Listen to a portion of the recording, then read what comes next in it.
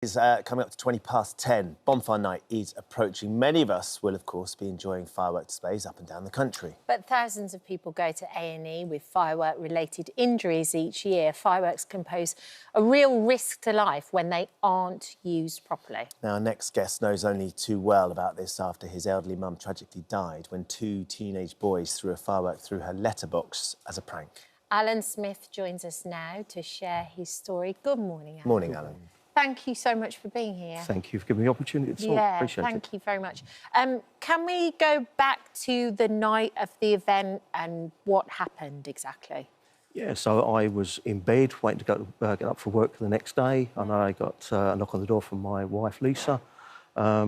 She said, "Al, your mum's house is on fire." And I literally dashed round, phoned my brothers and sisters and my daughters, and we all met round my mum's house, literally 100, 200 yards from where we live. Because you all basically live in the same street. Your mum's Josephine, she was 88 years old. That's right, yeah. Yeah, we all live within a few hundred yards. My older sister, Linda, she lives slightly further away, but she dashed down and we was all at the scene that evening, yeah. By the time you got there, Alan, how bad was the fire? It was smoke, mainly. It was just smouldering. The fire had been burning for a good hour and a half, or smouldering for a good hour and a half before we arrived. And we wasn't really aware of any fire at the time, apart from the fire brigade trying to break the door down. I just remember that I had my key in my hand for the door and thinking, if I'd have got there 10 minutes earlier, maybe I could have opened the door rather than the fire brigade trying to smash the door in. Right. Yeah. And so what had caused the fire? Let's go back to that. Because your mum didn't know the youths that put the fireworks through the letterbox. It was completely random. Yeah, no, not at all. She had nobody had any malice against her at all. No. It was just two silly boys. I think they picked on a house that was blacked out. Right. And two silly boys just put a firework through a door. I think, to be fair, they thought they were just going to be causing mischief. Yeah. You know. But mischief suddenly became tragedy. Yeah. She didn't have a smoke alarm, did she, as well? Which is one of the things that I'm sure you've all gone over in your heads. Absolutely. The irony was that the last conversation I had with her, we were sitting there watching Tipping Point, ironically, and I was sorting out a house insurance just literally the day before, and my daughter Lucy said, "Gran, have you got any smoke alarms?" And I said, "No, I'll order you some on Amazon," and I was going to order them the next day. Yeah.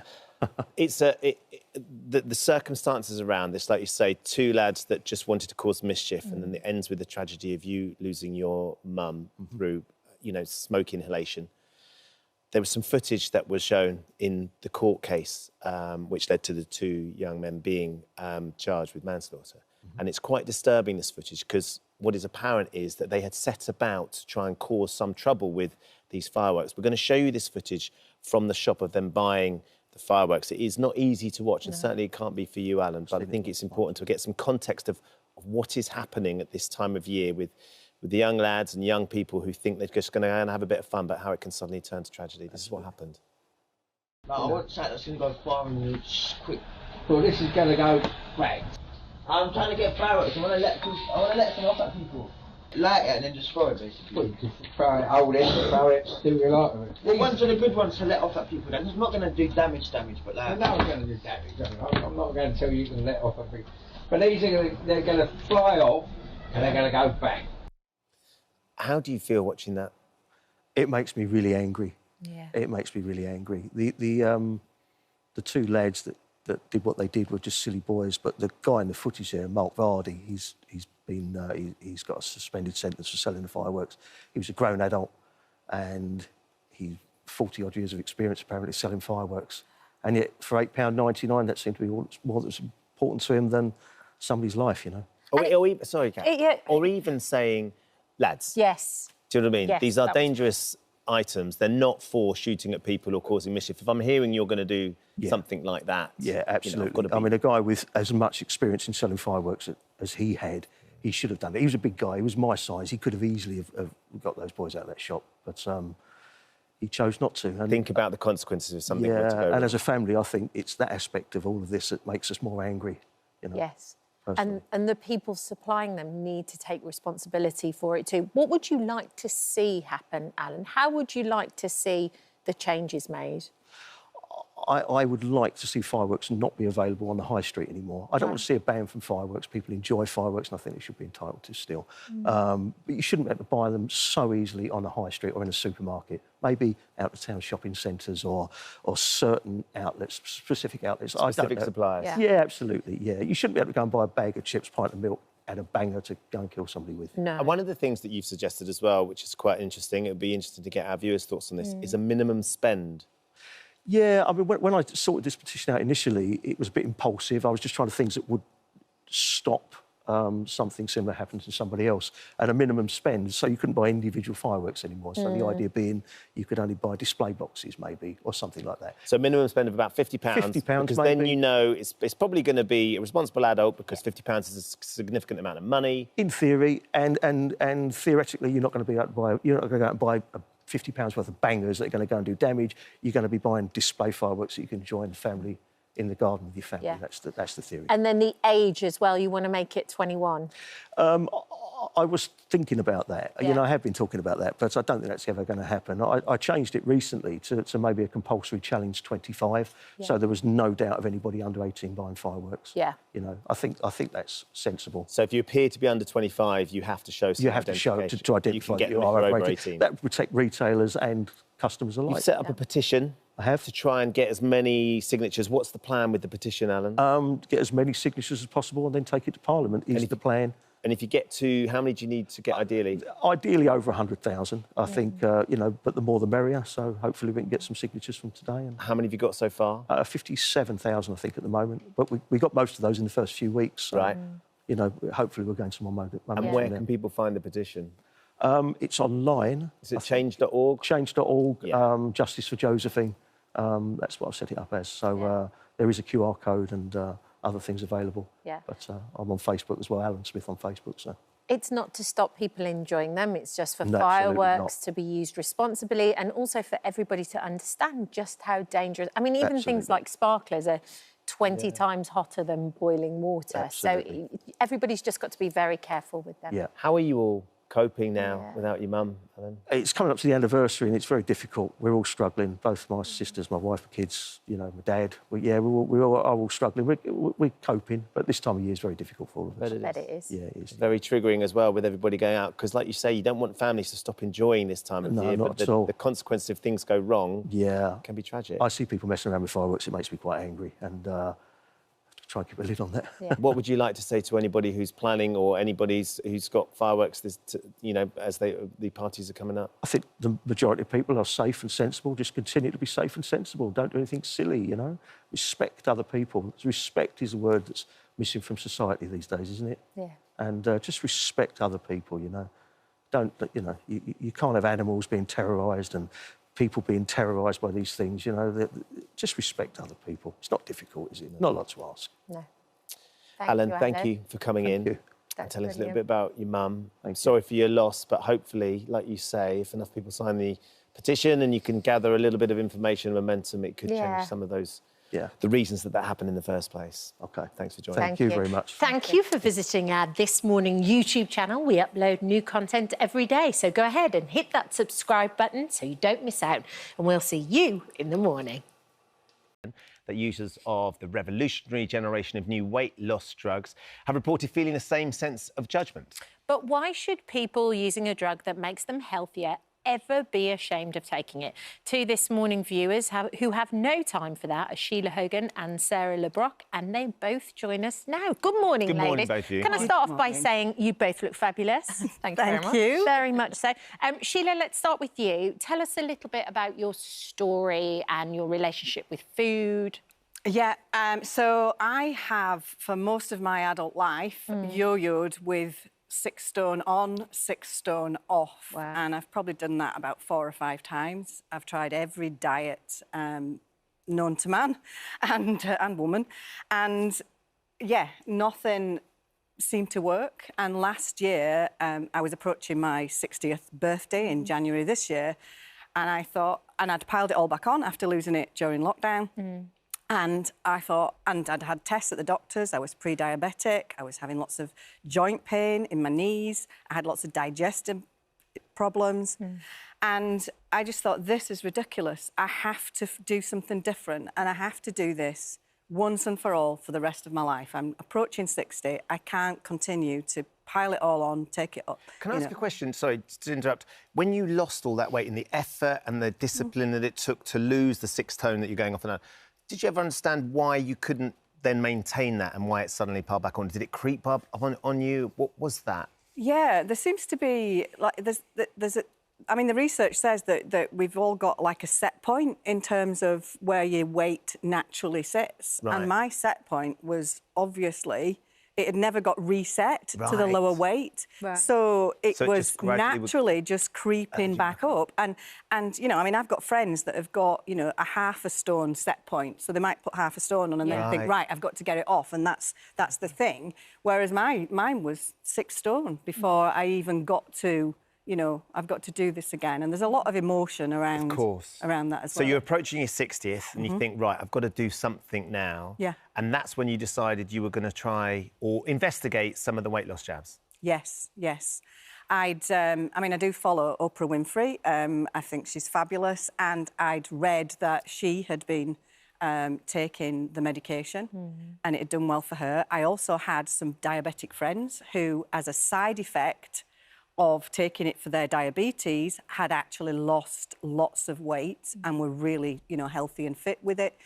And so that's when I started to do the research. And I thought, do you know what? I think I mean, obviously there are risks with any medication, but I mean, I looked into it for me personally, and I felt, do you know what? The risks associated with it are far less than if I just carry on this obese journey. So what did you do? Where did you find it? Because you didn't get your jabs on the NHS.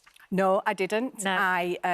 I actually joined a programme called Second Nature. OK. And the reason why I chose them is because they were backed by the NHS and they had a whole programme with a medical support team, digital coaches, etc. And you know, obviously, if you're putting something into your body, you want to be confident that it's bona fide, it's not, you know, and it's what you expect. So it's one of the companies online that is approved to give out these drugs. You've got the pen that you bring. This is how you administer the jab. Yes. Can you explain a little bit about that process and also the difference? Because as Kat was saying, you look fabulous. How much weight you've lost, what that journey's been like? Yeah. I mean, the process is you just inject the dose once weekly. Just once a week? Once a week. Okay. It's a really small needle. I don't have a needle with me, but this is the pen. Yeah. And the needle just goes onto the end. Actually, there is one there. Yeah, there is one there. It's a tiny little needle. Yeah, a tiny little Let me needle. just hold that a sec. This might be a bit easier. If I hold that really still, Oh, yeah, can you see I can how see it now. tiny the needle is? I'm not sure if you can see it. Can you see it? Yeah. Yeah. Just about. It's a tiny little needle. And so you just administer that into your thigh? You can, you can put it in your thigh, in your tummy, or in your arm. I found that the best place for me was in the back of my arm, and I alternate the arm on a, you know, week by week. And let's have a look at this. Is the difference. How much weight have you lost, Sheila? I've lost 5 stone 11 as it stands. In how many months? In 14 months. I started last August on the medication. And my question is, how does it make you feel? Do you just not feel hungry anymore? Yeah, I just don't feel hungry. I mean, initially, until your body gets used to the medication, there was nausea. Right. But that soon wore off. Yeah. And then it's just... And the reason why I went for this was because I needed to eat with normal food. I mean, I've done things before where you use food packs and drinks and shakes and all that kind of thing. And I thought, no, that is not sustainable long term. It has to be real food that I do this with. Yeah. So, Sarah, you've been listening to Sheila. I'd imagine that mirrors a lot your experience as well. Tell us a little bit, as you know, of your weight experience and weight loss journey. Yeah, so from a dietary experience, the same. I've kind of tried every diet that was going. So any new one that came along, I was like, I need to try it. And I'd try it and I would lose weight. I actually went kind of one step further in the fact that I went on a weight loss TV show about 12 years ago. Did you? Which one, can I ask? It was called Fat the Fight of My Life and it was on Sky Living. Yeah. And this is where I was given a personal trainer for 2 hours a day for 5 days a week and then changed my diet. So during that time, they filmed me for about 9 months and I lost 8.5 stone in that period. Goodness me. And I So you went from could do it. doing like no exercise to doing an Olympic distance triathlon at the end of the Wow. programme. So that was Whoa. pretty, yeah. So similarly, Yeah. Sheila, you lost all that weight. Yes. You worked so hard to do Yes. it. What happened after that? Well, it was after the show finished, and I continued training really hard because I'd enjoyed the exercise element, and I thought, let's keep this going. That my weight started coming back on, and I was a bit like, what's going on here? Because I'm doing everything everyone is telling me. I'm eating less, I'm moving more. So I started digging into the science because I'm a scientist by background, and so I wanted to understand why this was happening because I wasn't just going to accept it was just a moral failing of me. Yes. Like I felt like there was more to this. So I looked into the science, and like Sheila talked about the set point theory, I understood about that and metabolic adaptation, which is where your body starts fighting to get you back to that heaviest weight, but it starts creating, like, making you feel hungry, craving certain foods, making you feel cold, so you eat to get warm. Like, it does crazy physiological things that you can't control. And that kind of blew my mind. And I was like, actually, this isn't actually my fault. There's like lots going on here that I can't control. So then the idea for you about using one of these weight Yes. loss jabs seemed like an interesting sort of opportunity. Yeah, because it's working on the physiological element of obesity, which we've never been able to do before. So diet and exercise, yes, calories in, calories out, that's the physics side of things. But when there's a hormonal imbalance going on in your body, it isn't that simple. And so what the medication does is regulate that hormonal imbalance in the gut and also in the hypothalamus in the brain. So it stops you kind of feeling as hungry, it makes you feel full quicker, and it stops you craving certain foods as well. So it literally has changed my whole kind of feeling around food. So, Sarah, how did you get hold of the medication? Because I know it's quite often a postcode lottery as to whether you can get access to the medication on the NHS or not. So how did you access it and how did you do it? Yeah, so I tried through the NHS and didn't have any success. And so I have got mine from an online pharmacy called Simple Online Pharmacy. And I chose them because they offer a lot of support around it. So they've got an app that you can use that kind of talks you through nutrition, psychological support, but also physical kind of, getting you active kind of thing. Yeah. And they're always there at the end of the phone if you need to speak to someone or kind of get some support. So that's kind of why I went with them. And can we ask how much you've lost in the time frame as well? So I've lost around 6 stone, similar kind of time frame to Sheila. So sort of about 14 months as well, yeah. And how are you feeling about the ongoing journey? Because you've done some dramatic weight loss with exercise and diet, which we're all told is the answer. Yeah. What about the prospect of maybe stopping the injections, or are you on the injections forever now?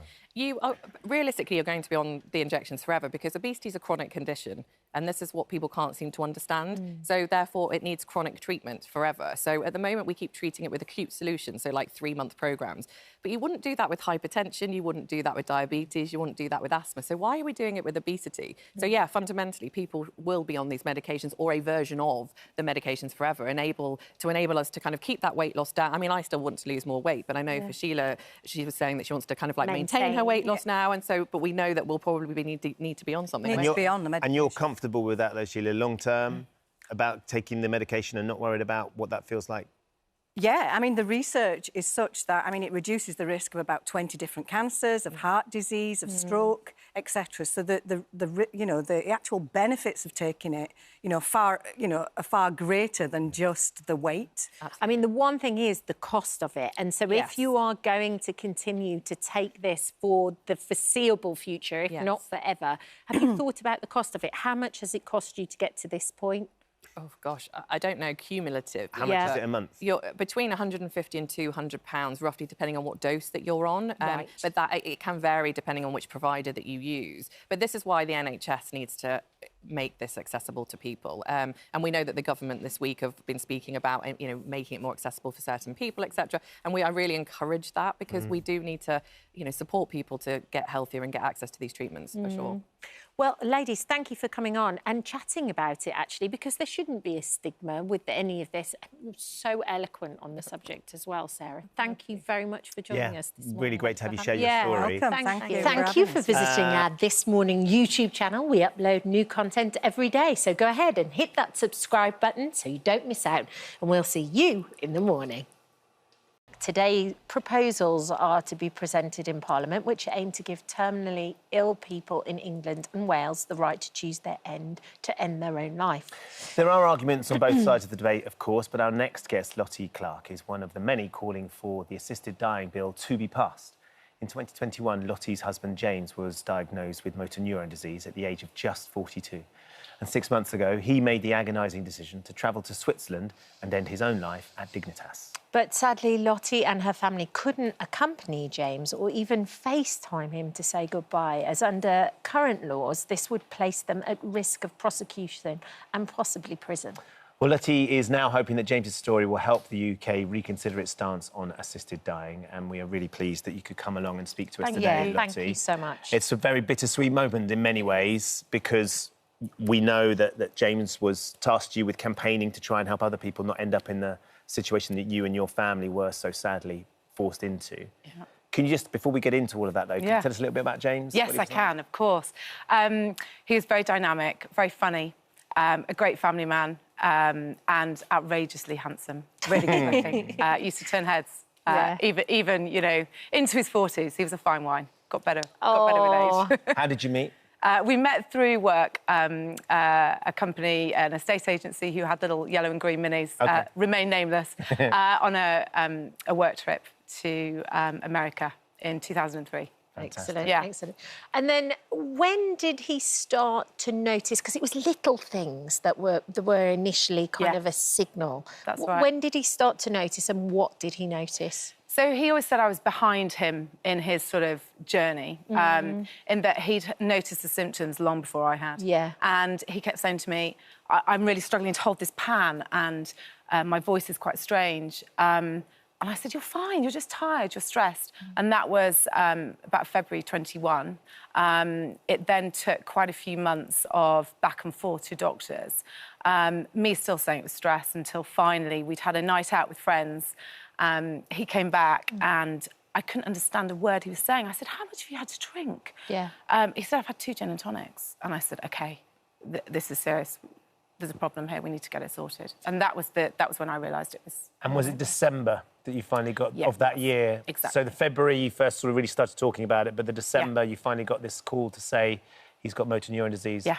And what did you know about motor neuron disease, and what's that moment like, Lottie? The Theory of Everything, the film with Stephen Hawking, about Stephen Hawking, that was the only thing I knew about it. James, by this point, has convinced himself he had it. So again, I was behind on that. Yeah. So it was a horrific shock. It was... I was getting ready to go to one of the kids' carol concerts at school, and in honesty, Ben, I don't really remember much about that day, apart from that phone call. I'm sure you don't. And then what was the prognosis? What was the time span on it? What was the advice of the doctors? What was the next step? So it's a very underfunded, sadly, disease. Yet 1 in 300 people are diagnosed with it. And we were told by the neurologist, James was a facts man and a numbers man, and he said, how long have I got? I need to know. And the neurologist said to him, you've got 2 years. Go and do what you can in those 2 years. That's such a short... Because you can sometimes think... You just mentioned the film. You think of the lifespan being longer than that. But also, Kat, he walked into that office. He was still... To the outsider, he looked completely normal. He was a great-looking guy. You know, it was only people knew him very, very well that would notice these small things. And, of course, he's not only your husband and the love of your life, but he's also the dad to 3 kids of different ages. How did you manage that diagnosis with the children, Lottie? So we had to come to terms with it ourselves first, and it was very much a grieving process. Luckily, we were hit by COVID over that Christmas, so it was a smoke screen to hide behind for the children. And we had final diagnosis in the February. And so we told the other 2 then. But I still had great hope. There were trials, there was a lot that we felt could be done in that time. And James wasn't going to sit back, he was going to fight. And that's what we did. Because you've got 2 older ones, 16 and 15, and then you've got a little one. That's right. Who's 8. The narrative to the little one was quite different, because obviously back then she was 5. But it was a journey that we went on with James. He didn't just suddenly become ill and disabled. It was a gradual descent into that. So we lived alongside him throughout that. It wasn't a shock. But it was almost... it was a very quick thing when he decided that actually he didn't want to be imprisoned by this disease, and he didn't want to be imprisoned by his body. And he made that call pretty early on, didn't he? So on the train back from London, one of my biggest regrets, apart from not being able to travel with him to Switzerland, was not being with him when he received that news. And on the way back on the train, he made the initial inquiries to sign up to Dignitas. So which I find, you know, he was absolutely, this is absolutely what he wanted to do. He wanted everything in life, and he felt strongly that he was going to take control of this at a point when he was ready to do that, and no one else was going to tell him how that should be done. It was his right. So can you explain where the current law sits? And you said the difficulty for you and the family was you couldn't go to Switzerland with him because you could have faced prosecution. So it carries a penalty of 14 years imprisonment. I was in absolute denial when he first told me that that was his plan. And it took me a long, long time. He would gently feed me little nuggets. But it took me a long time to understand that actually he wasn't going to waver on this. This was his intention. And we talked about it then long and hard and seriously. It was awful, but I did come to the understanding that it was what was right for him, and actually he was doing it for our family as well. But when we sought legal advice, the answer was, you can't risk going and being, you know, arrested on your return, and those children having no mother and no father. But the really devastating thing, Lottie, is that's based on an act that was formed in 1961. Yeah. I mean, this is something that actually James chose and wanted to do, but this meant that you couldn't accompany him at any stage in the proceedings. You couldn't even FaceTime him? No? No, so we FaceTimed when he got to Switzerland. He travelled out there with people that will remain nameless to protect them. For sure. And he FaceTimed me when he was able, with help, obviously. But when he got to the clinic, our hope was that we would be together for those final moments, and he was told then that he wasn't able to do that. Can't imagine what that's like, saying goodbye to him from the front door when he went. That was the hardest part. That was the hardest part. I think to have your children holding onto you and hugging you and kissing you goodbye, and the little one holding onto his neck and saying, "But Daddy, you're not going to see me start my new school." If he'd been able to have the right to assisted dying here in the UK, he would have had a few more weeks with us. Yes. And it wouldn't have had to have... He had to travel before, well, whilst he was still able to travel. And that window was closing. It is a very sensitive subject, this, of course, and you've lived it from your side of the experience, in which you were robbed of the last few weeks or months of your husband's life because he had made this choice and he wanted to go to Switzerland to protect you all. You couldn't go with him.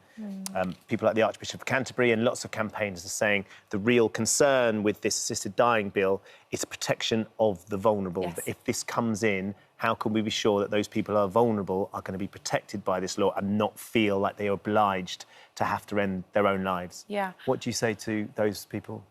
To that, I say, I understand that, and it's something that really has to be thought about and it has to be monitored. But we are archaic in our views. This has been happening in other countries for a very long time, and I don't like to use the word successfully, but it has been working in Oregon, in Switzerland, in many countries for many years without huge repercussions on this for the vulnerable. And I think if the safeguarding is put in place here, then yes, it can be achieved. I also think it's not going away either. There is research that's been done where it's, you know, the number of UK citizens going to Dignitas is up 24% this year. This isn't something that's going to go away either. No.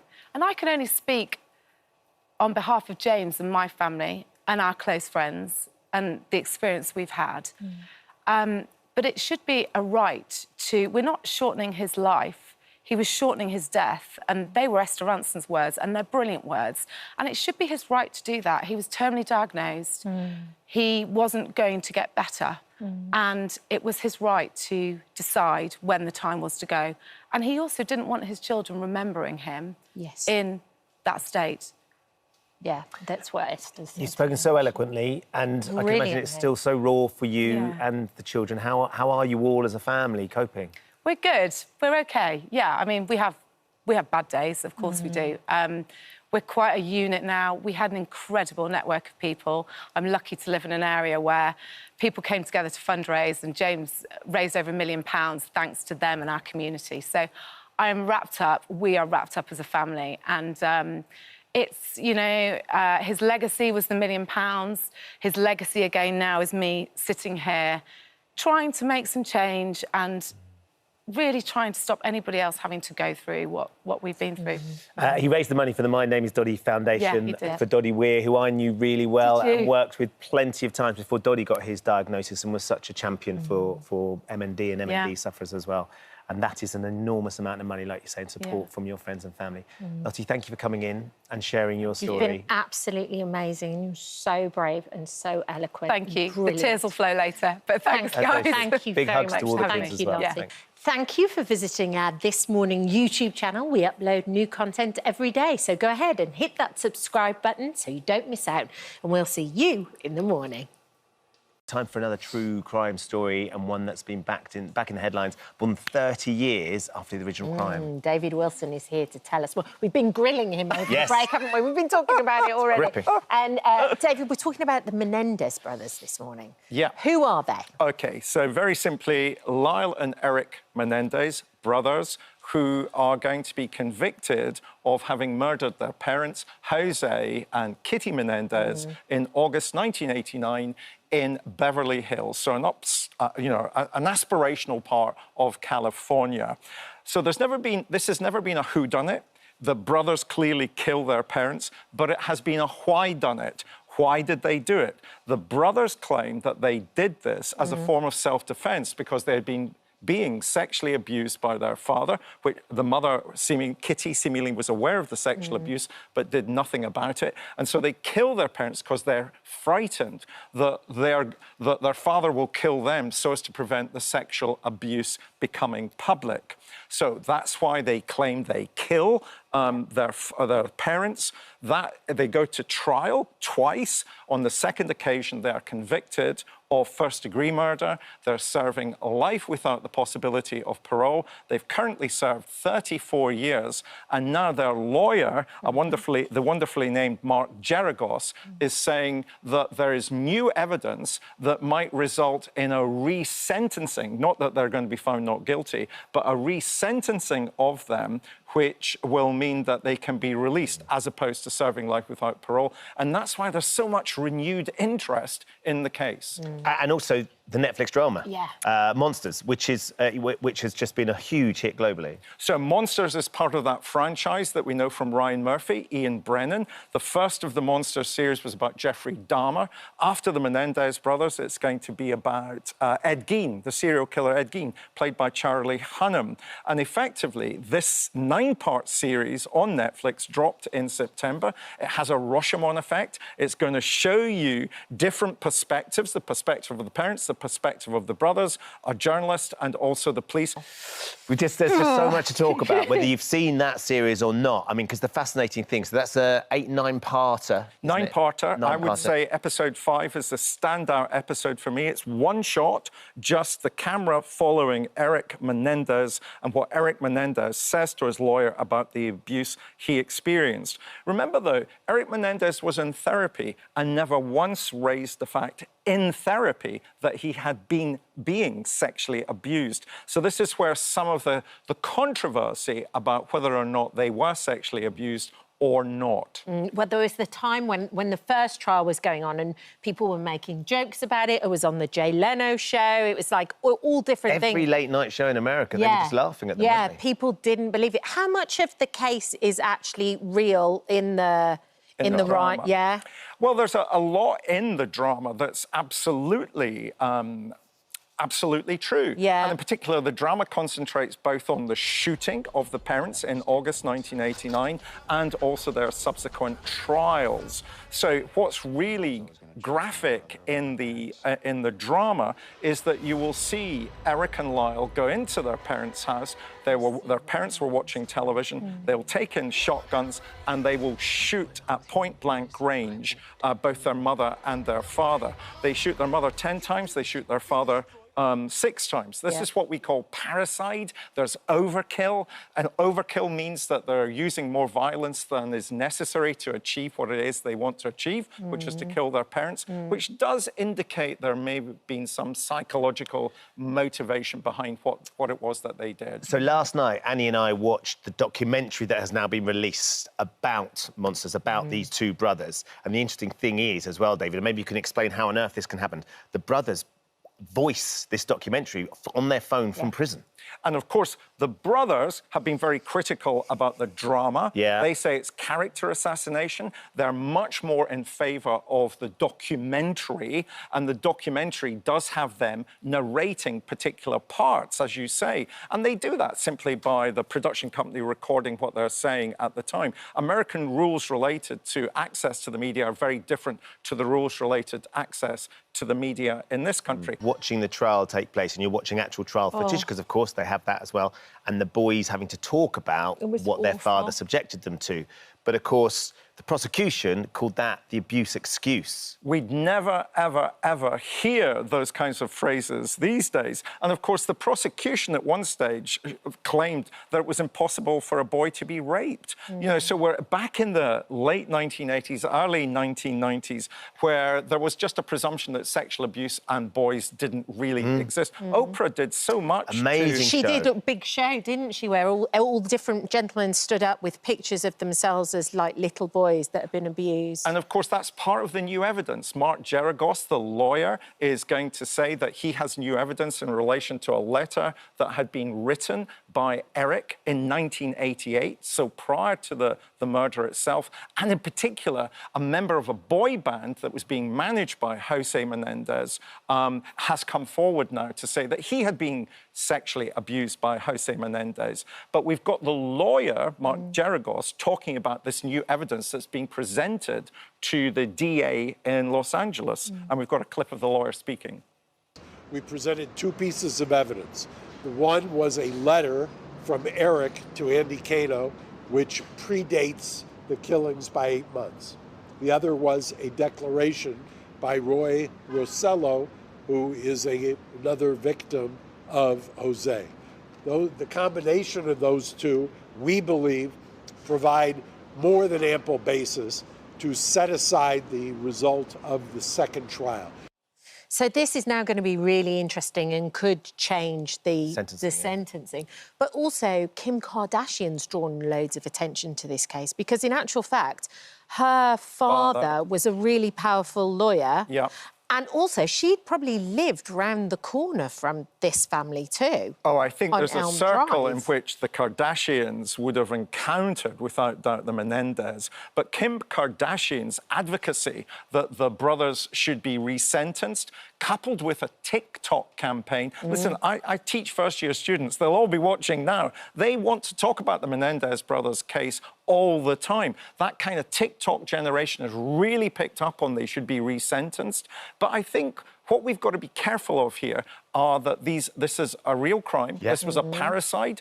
2 people lost their lives in really dreadful circumstances. And now, you know, you might have a belief that the brothers should be resentenced, but that's not evidence, that's not fact. And so we've got to wait until the LADA, act called George Gascon, actually looks at the evidence to see if they're innocent. The prosecution maintained that the brothers constructed this idea that they were facing this abuse from their father for the sake of the trial, to try and find some leniency. They said they did it, but they did it for a reason. If this evidence points to the fact that actually this was way before anything happened, that they were writing to their aunt about it, there was another young boy who was in a boy band that had been abused by their father. They told their mother too. They told them, but yeah, I mean, if it does come to resentencing, David, what does that mean for the Menendez brothers? It probably will mean they are released, to be perfectly honest. They've served 34, 36 years, and so they will be resentenced, and instead of them facing life without parole, they probably would get parole. And life in America means staying in for the whole of their lives. As it does, there's a whole life tariff in Britain as well. So it would mean they would spend the rest of their life in prison, whereas in fact, if they're resentenced, the chances are they will be released. OK, well, we were gripped, weren't we? Really yeah, were. Netflix, the documentary and the drama. Yeah, It's David, it's always amazing. great having you in. Thank you for coming and sharing that. Thank you. I could sit chatting to Yeah, we could, couldn't we? I could just get a nice cup of coffee and to sit all your here. first-year students that are watching, get back to work. You're very lucky. He's brilliant. Thank you for visiting our This Morning YouTube channel. We upload new content every day, so go ahead and hit that subscribe button so you don't miss out, and we'll see you in the morning. Join us now. Good morning to both of you. I mean, I don't know how you do this. First of all, you live on a cemetery, on the grounds of a cemetery. Yeah. That's your house there. And we've It's a been there beautiful for house. 13, was it 12 or 13 years? Yeah. But when we moved in, Yeah. we pulled up, Bex found the house and we pulled up to the postcode and we're like, oh, this is in a cemetery. So we turned round, went back out. The guy was standing there waving, going, come in, come in. Bex, are you a bit scared of things like that? I'm terrified of that, and I think this is the wrong thing to be doing for me.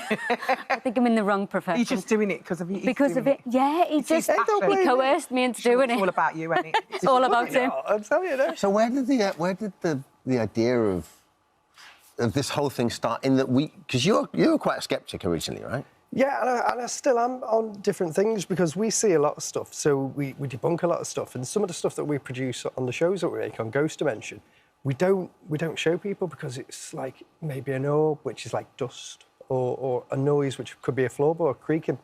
So I'm always sceptical, and it's always Bex. But some of the stuff that we capture is fantastic. Has anything really got to the point where you're like, I am really scared? This is scaring me. To be honest, I mean, I'm scared of everything. I don't watch scary movies because I'm scared of everything. But the one thing that stood out in my mind as being the most scariest thing ever was we were at 30 East Drive. Yeah. And I was 21 weeks pregnant at the time. I don't know how I did it. The doors, we were calling out on a piece of equipment called the portal, and it was like this. This it? Yeah, this is it. Yeah. So this is Talk us through It was like a portal. You can hear the portal. It's like a growl comes through. And then these doors just flew open. I couldn't believe it. I was shaking.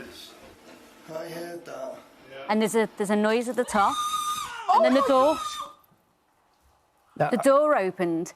I was terrified. I said to Sean, look, I'm sitting the rest of this out. Film it without me. Because and you were pregnant I was 21 weeks pregnant. That was my last show because I was terrified. It terrified me. And even to this day, I can't watch that without feeling a bit sick. Yeah. Oh, because I wasn't expecting that. Nobody was expecting it at all. Where did the interest in the paranormal come originally? Was it as kids or watching horror films or? Well, we didn't really. We obviously as children, not as children. We grew up, obviously believe in bits and pieces. But then when we moved into this house, we went to a ghost hunt at Tatton Park, and it was Halloween, and me and Bex had no experience of the industry, and we turned up full fancy dress. We're just like fun people. That's what you do, isn't it? And no. They looked at us and they went, "What are you doing?" It's Halloween, it's ghost hunt. We both went as vampires with blood dripping down. Faces. Everything Halloweeny, and they just like slow panned on us when we came in, and we were like. And so they're like being properly serious. Like properly serious, taking it really. It's not a joke. No. So tell us a bit about what you found in your house. So we've got one ghost, two ghosts. We've got a few, but I think there's a few. There's one ghost which is called Ginge that lives in the house. Yeah. How do you know his name's Ginge? Well, we didn't know originally, but Isabella, when we first moved there, saw somebody standing in her room, and she described this figure. I know. To us, to Bex. It was just me and her. Sean was out at work. I was unpacking, as you do, unpacking the boxes. She runs through and she goes, "Mummy, Mummy, Mummy, there's a man in the house." First thought, oh my God, there's somebody in the house. Yeah. So I run through with her. I was like, "There's nobody here." And she said, "No, he's there. He's in the closet." So I open the closet, nobody there, empty. Then she goes, I said, "Is he still there?" She goes, yeah, he's still there. He's screaming at me. I said, "What's he saying?" He's saying, "Get out of my house." Bex, is that not enough for you to go, honestly, we're getting out of this house? I got out of the house. I left. I said, "Right, get your stuff, get out." I said, "What does he look like?" She goes, "He's got red hair, but it's sticking up." And once again, not scary at all.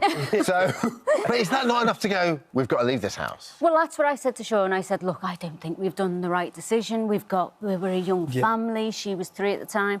I was thinking, should we move on? But and he was also, like, did the people disclose this to you? No. They didn't? No. Because you So we should just really, turned shouldn't up. you? Maybe they didn't know. Well, it was on the market for 12 years before we bought it. Maybe they did know. So... Yes, they knew. 12 years before we bought it. I mean, do any of your friends and family even come to your house to see you? They used to. Not anymore. They Because don't come. my mum used to stay in the 3rd floor, because there's 3 floors up there. And she woke up in the middle of the night with a figure standing over it, touching her face like this. She was, like, terrified. She just froze. So she repeated that back to the family, and they're like, oh, they didn't come. And what do your friends and family think? Like, obviously, you know, we have to ask the question, like, what do people think? People are cynical about this, or what do they say? What do you say to them? You've got to see it, be there to believe it. Yeah, unless you are physically there on a location when something happens, it's okay watching it back. Yeah. And you can say, it's not real, it didn't happen, but you've got to be there in that moment for it to witness it. Yeah. Yeah, because there's a lot of cynics out there, isn't there, who will look at that and go, oh, somebody opened the door, push the door open.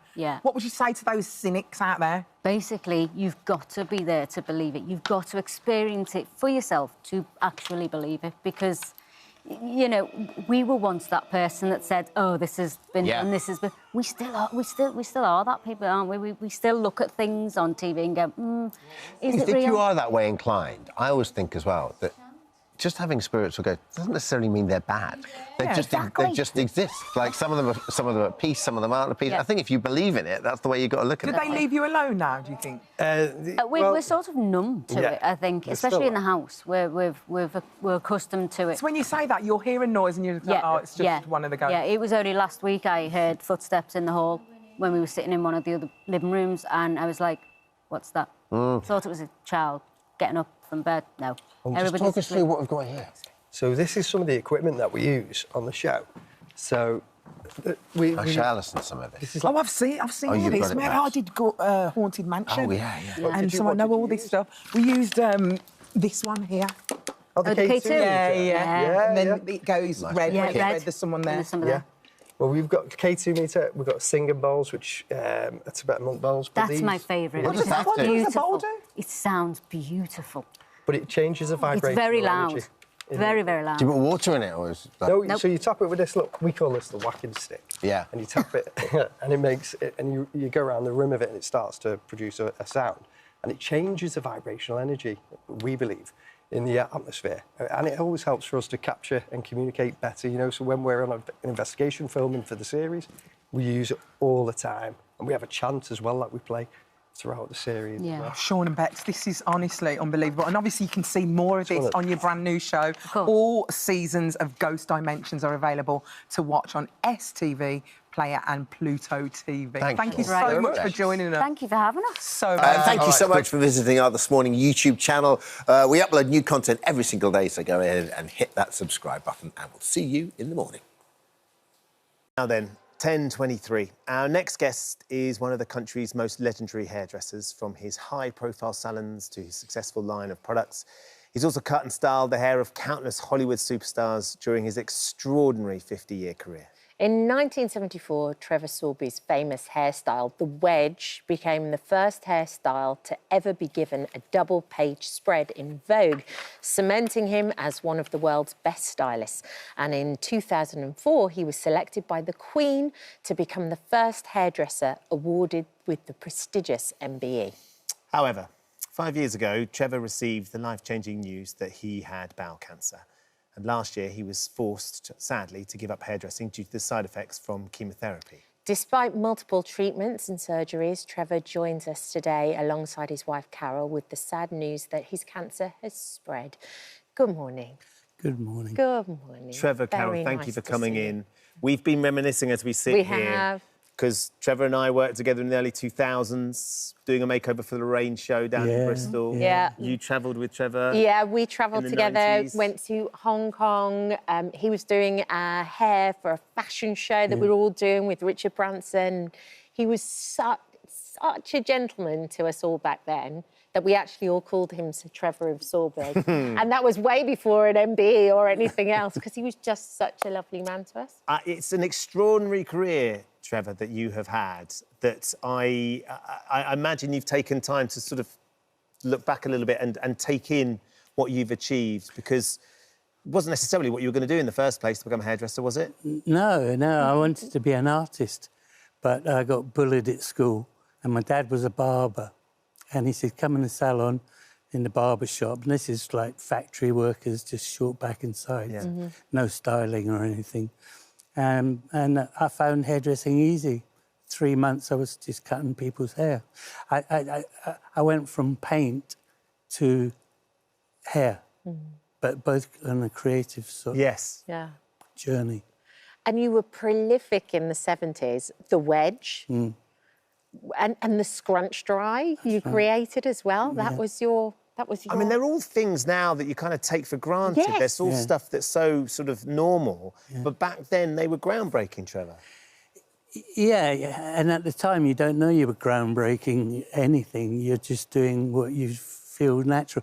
I mean, how I invented scrunch drying was a bit of an accident, but I'm going to take, well, all the credit for it. Right too. Run with it. I had this lady with long, thick, red, porous hair, and these were ladies at lunch and, you know, that type of atmosphere. And she wanted it dried with my hands, you know. And I said, look, can I speed this up a little bit? And she said, OK. And anyway, I just got handfuls of the hair and I just put the hairdryer in, held it, and then I just shook it out. And this hair just came out like a haystack. And I experimented on different types of hair, fine, thick, thin, and it worked every time. And it was an accident that has gone on. And you know, every woman in the world at some point has scrunched their hair. I have. Yeah. For sure. Yeah. Undoubtedly. For sure, yeah. So, look, well, you have achieved so much, Trevor, and I was so sad to hear of your diagnosis, but I know you've got this extraordinary outlook on life and you've stayed very, very positive. But in terms of where you are with your health, can you just explain how things are right now? Yeah. Well, I think Carol will probably take you through the process because my memory bank's not that great. It started... Well, we got the news back in June that, you know, he only really has a few months, maybe 6 back then. So both were in a bit of denial at that point. And then you have the last scan, which was September, and that's when you realise there's no treatment is going to work. So from them... It all started actually going to be a bit sort of blunt here, but I lost a lot of blood one night and I was unusually disturbed about that. Went to hospital, sent me to London, and they said, Mr. Sorby, you got bowel cancer. And I went, oh. And I had a little panic attack in the office and came out of there and I looked at Carol and she looked at me. And we were both speechless. We were just walking down the road, you know, like, I didn't know what to say. So I went and had a big gin and tonic. And that helped. It did, I bet it did. It loosened my tongue. The medicinal power of gin. Yeah. And then it spread to my liver. And there's a 6.5-hour operation. And it came back to my liver, another 6.5-hour operation. And there's one, the big one that's still there now. It's too... the surgeon won't cut it out. It's too close to a major blood vessel. So I said, by the way, I said, how big is the liver? He said, well, it's about that big. I said, how big's mine? He went, well, about that big. Because I have to cut right around it and everything. Yeah. But, you know, the thing is, with me, I never wake up thinking, oh, poor me, I've got cancer, I feel sorry for myself. I know I've got it here, but I haven't got it here. And I go to work, well, up until 2 weeks ago, 2 days a week. And I go there because that's my medicine. That is my life, 60 years. I've worked passionately to achieve beyond my wildest dreams, actually. And when I go in, it's my staff. I've had them for up to 30 years. They're family. I'm just one of the team. But I won't accept. I had a nurse the other day come around to assess me. And I said, will I make Christmas? She said, I don't know, Trevor. I said, I damn well will. I damn well will.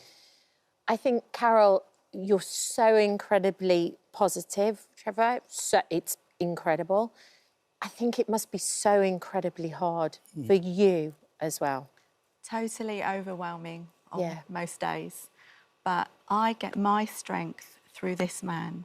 He's guiding me through a good death. Yes. Lorraine touched on that on one of her programmes, living a good life, dying a good death. And up until then, I hadn't thought about that. But what we do every day now, we're thankful for the day that we have, that we wake up together, and it's all the simple things. Our little dog is pure medicine. We've got a wonderful family. We are supported by the whole Trevor Sorby family, which some of his staff members have worked for him 30 years, 25 years. There's more than 20 people that have worked for him up in those numbers that are family, and we're all being guided by Trevor.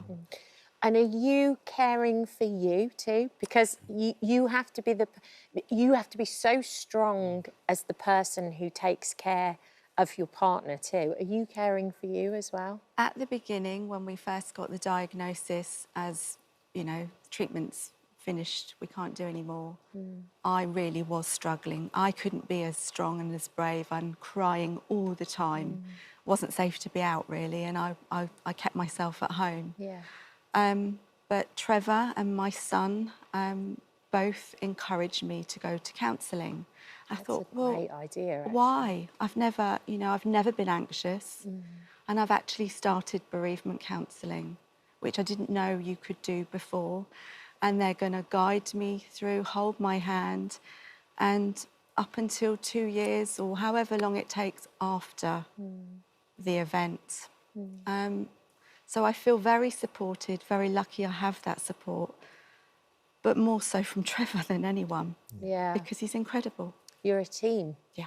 You're a team. Trevor, it's a real treat for us to have you on today, for you to be so honest and share such devastating news, but equally for us to be able to touch base and celebrate what an extraordinary life. And there's a reason those people have worked for you for 25, 30 years, because you have such generosity of spirit. You're such a joyous person to be around. But there will be people watching at home today wondering, you know, if you could give them some advice about life and about how you're dealing with things or just anything, what you might say to them. The brain rules the body. The heart plays a big part as well, but that is the engine room. And putting yourself... Because I've got a charity and I've helped many women through cancer, cutting wigs for them and doing all of that. People handle it in different ways. There is no one way, no right way, wrong way. It's however that person deals with it. If you get this right, because I believe the mind is stronger than any other, function. And it's easy for me to say, get that right. People say, well, how do you do that? Well, I don't know is the answer, but it's the way I'm made, I guess. But you can fight this. And doctors have even said, Trevor, you know, you're breaking medical science. You shouldn't be here right now. I'm like, I ain't going nowhere, mate. I'm squeezing it in. And, that, you know, the most important thing is, like, last night, we went out and just had a lovely dinner. Oh. You know? And then the other week, I said to Carol, should we be teenagers? And you didn't get all smoochy, did you? Did you get a bit smoochy? Always. Oh, I love it. Back row. No, we went and saw a film, which was rubbish, actually.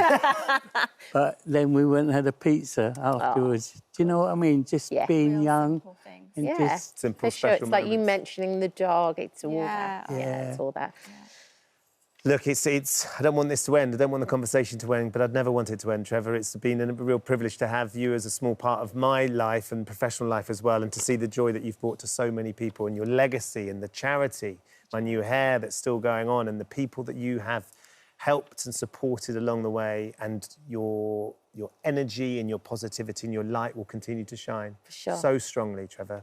Thank you for coming in and being here. And Carol, thank you as well. Thank you for having You're us. a lovely team. You're a lovely team. Still twinkling. Yeah. Thank you for visiting our This Morning YouTube channel. We upload new content every day. So go ahead and hit that subscribe button so you don't miss out. And we'll see you in the morning. Well, the head of National Trading Standards Scams team, Louise Baxter, is here to share her advice in just a moment. First, let's talk to the two women we just saw in that clip, Wendy Stubbs and Christine Spencer. Good morning, ladies. Morning. Good morning. Lovely to chat to you in makeup earlier on this morning. I was just saying how beneficial this documentary is for other people out there. Wendy, let's start with you. So you were married, and then 4 years after you were married... Something like that, yeah. You met Christian? Yep, on a dating site. Yep. And what happened? He was perfect. He was there to save me. He was there to...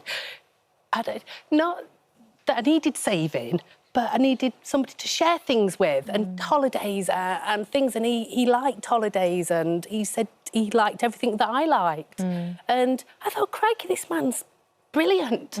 And yeah, we had some good times. And we had fun. He was fun to be with. Yeah. But looking back, he was just a mere actor. Yeah, he was a con man. Yeah. And Christine, you met the same chap, but kind of by chance, just in a hotel reception? Yeah, that's right. I was checking in to the hotel because I was working away from home. Yeah. And this gentleman was just stood to the side and says to me, "Hi, how are you? Are you checking in?" Yeah. And start talking to him. And like Wendy's just said, very sort of a familiar person, wanting to sort of chat to anyone and everyone, which is, I enjoy talking to people. Came across very friendly, likeable. And he said, "Oh, who are you checking in with? Are you checking in with your partner?" No, it's a work colleague. They're sort of working with me on the same contract. Oh, right, OK. And, yeah, and then kept seeing him around. Christine, were you looking to find somebody to share your life with as well, like Wendy was? I wasn't. No, this came totally out of the blue. I was recently sort of coming out of a relationship, wasn't looking for another relationship. He happened to be there. And, yeah, sort of... It's fascinating to hear the approach, because he met you on a dating app. Different, He's right? clearly Yeah. worked Yeah. out, Christine. He's targeted you. He's obviously got this modus operandi that he goes through. He also, Wendy, to add to the sort of idea that he was perfect and too good to be true, he told you he was a lottery winner as well, didn't he? Yes, yeah, but not straight away, because not that... I didn't need anybody else's money. No. Because... You were independent? I was independent, yeah. Yourself, But that was like an added bonus, if you like, when he saw things and he says, "Oh, I can pay this." So he saw your credit card bill, he saw some finance on the motor. But he'd already done that. Yes, he'd already. So he kind of lulled you into this false sense of security. Yes, exactly. Because he paid off your credit card. He paid off my credit card. Then was it your rent or your mortgage? He didn't pay my rent. He went to take my rent to the landlady for me, because I was in between, like, moving house and everything else. So I was in disarray anyway. So there's papers all over and bills and changing your name and address and things. So he just picked things up and thought, "Oh, yeah, I'll pay this." I said, "Well, no, don't." What? They're like, "No." And then before you know it, he's on the phone. "Oh, well, do you want my numbers?" And it was so real, so real. And then it was like, I think it was Sunday morning in bed, and making a cup of tea. I have a cup of tea in bed, and he says, well, we don't have to worry about money. I says, well, I always worry about money. Even though I'm independent and pay for everything myself and do everything myself, you still worry about it, don't you, thinking, how much is that holiday going to cost? I want to go on that holiday and things like that. But he says, we don't have to worry about it. And I said, why? What are you talking about? And he says, well, I like you because you like me. And I thought, well, OK. And he says, yeah, he says, I'm actually, I've got quite a bit of money. And I said, well, OK. He says, yeah, I won the lottery. I bought the lottery ticket from a garage service station. Did he tell you it was from a service station? Yeah, from a service station. And then he says, I didn't know until I got back to my house in Cornwall that I'd actually won it. And that's where he told both of you, I think, where he lived. He lived, yeah. In Deepest Stars, Rock Road, Cornwall. In Rock, yeah. which I know very well. Yes. So, Christine, we've got Wendy's painting this picture of this very charming, you know, too good to be true opportunist, lovely guy to be around, making you feel really special and taking care of you, which is something that you said was lovely.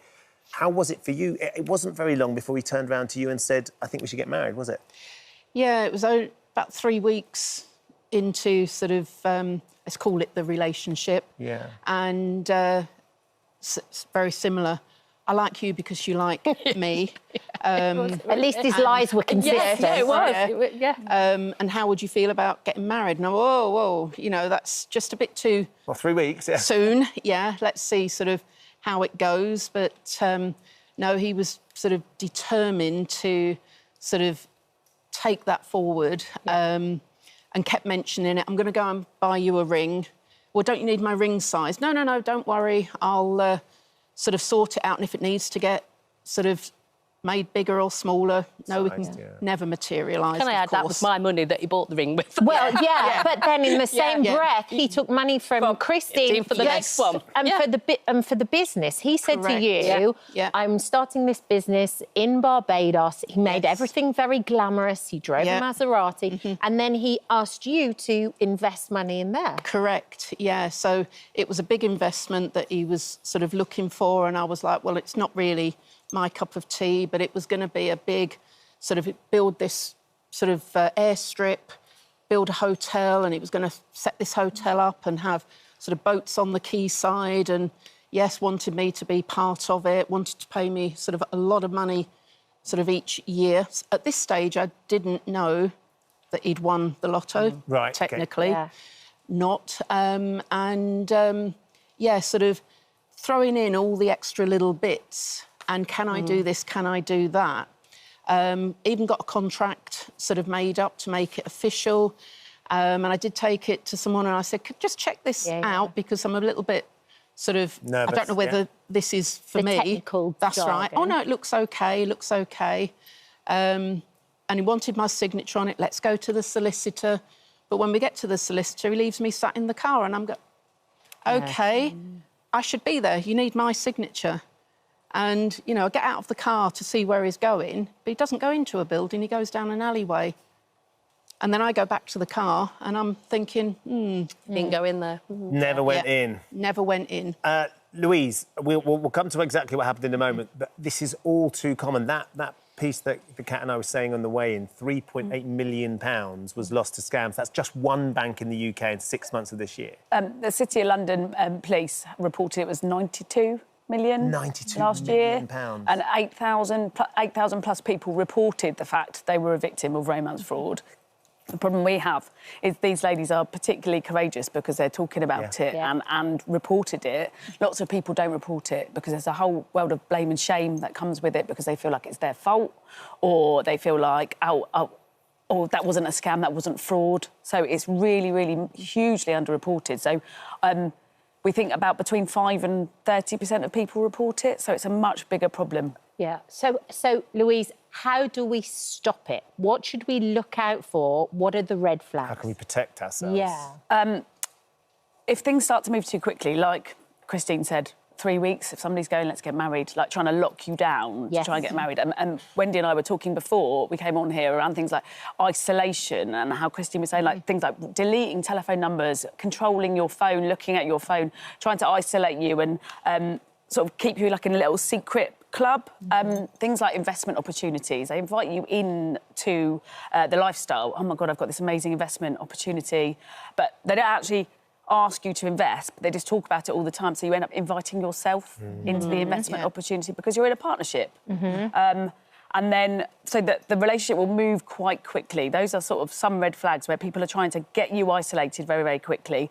All of that love bombing and telling you the things which then make us feel more vulnerable because actually we all just want to be loved and that's all right. And then we play into that and then we don't want to talk about that. So that isolation, because when you start to speak to a trusted person, a friend, a neighbour, a colleague, they have a far more objective viewpoint about it and they will start to go, what do you mean they said that? This sounds a little bit, Yeah. Which, because we can't see it when we're in it, because we're being abused. No. It's abuse. We need to call it. It's emotional abuse. And coerced, control, grooming. It's emotional abuse, as well as the criminal aspect of it. So we need to be kinder to the victims to ensure that we get that they get the right support. So we don't go, why did you fall for that? You wouldn't go, why did you fall for a mugging? No, exactly. Well, do you know what, Wendy? Watching the documentary, I can completely see because you are both smart, we'd strong, like to think so. independent. Yeah. But watching it, you are, and then all of a sudden you got swept off your feet, and because you just wanted to share your life with somebody.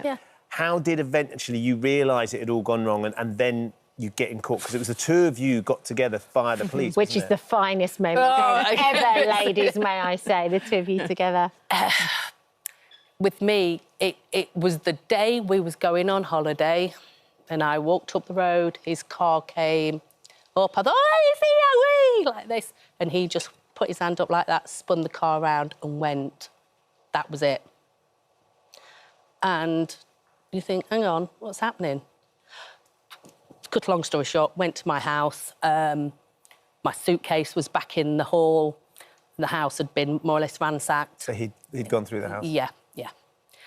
And you just don't know what to think. It's just, it felt as though the house fell down on top of me. And then you don't, I don't know, you can't act straight away. You've got to think, well, actually, what has happened? What do I do now? You think, oh, right, what do I do? I rang him several times. That's when he was laughing down the phone and you stupid woman and whatever else he said. I think it was the next day I rang the police and then she more or less said, you stupid woman. I gave him the money because of shame and everything else and embarrassment, and it was my own fault. And I thought, no, it isn't my own fault. So it was the day after when you don't calm down because it's still there, but you can start thinking a bit more. And then you think, and you think, right, killer mode sets in. And I'm writing everything down of what I did not give him. I did not give him this, and I did not give him that. And then I rang the police back, and then it was brilliant. They was brilliant then after that. Right. But that initial phone call, no. But then, And go on, Christine, you sort of reporting about the same person suddenly connected the two of you up. Yeah. And finally, he got caught. Yes. What's that moment like when when you're in court and you see he's being sort of held to account? Do you know, it was mind-boggling in one sense to actually see him sort of almost like the rabbit in the headlights, that he'd been caught, and hearing sort of the judge say that he's like a little Walter Mitty style individual, and you know, sort of hearing the judge say thank you to sort of Wendy and myself, because, you know, we weren't going to let this go. And coming out and actually seeing blue sky for the first time in sort of almost 2 years, it was just brilliant. Yeah. And it wasn't just you two, of course. No, there was lots of other women. And then plenty more that perhaps hadn't. And that's what we are, the lucky ones in one sense, because we are possibly that little bit stronger and that bit, our shoulders can take it type of thing. But there's people out there who can't. And that's what you've got to fight for, really. Well, ladies, you fought for it. You got your power back, and hopefully anybody else who's sitting out there can learn from your experience. Hopefully. And those warning signs, Louise, as well, absolutely integral, aren't they? And talk to your bank, firstly. So if you think that there's, if you are a victim, that's a different... Speak to your bank, report it, and then talk to your peers. That peer-to-peer support takes away the blame and the shame. Yeah. They're a powerful team. They are. They Thank you certainly both are. for You can sharing see that. the show on Netflix. Yes, you can. It's really, really good. Thank you for visiting our This Morning YouTube channel. We upload tons of new content every single day. So hit the subscribe button, like all the videos, and don't miss out. We'll see you in the morning.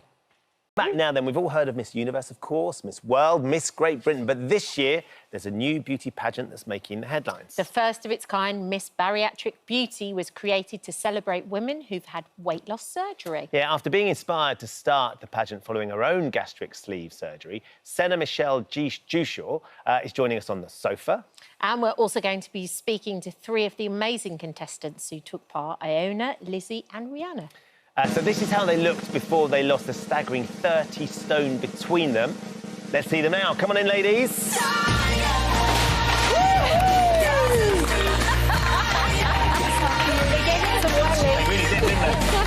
Come and join us. Lovely to see you all. I mean, you seriously gave that some welly, ladies. You wouldn't want to mess with you guys. How are you? Good morning. Good morning. I think you might need to budge up a little bit to get all the girls on with their amazing outfits. Welcome. I think you all arrived as I arrived this morning, didn't it? Yeah. I didn't. It's funny because we turned up, we're not sure who's coming in, but to have so much glamour on the sofa is a real treat. I know, all before 11 o'clock. Amazing. Yeah. So, look, we're joined now by Iona Thomas, who lost 10.5 stone since her gastric bypass last year. Lizzie Penman-Green, who lost 11 stone after having a gastric sleeve. And Rihanna Berry, who has dropped 8 stone after getting a gastric sleeve.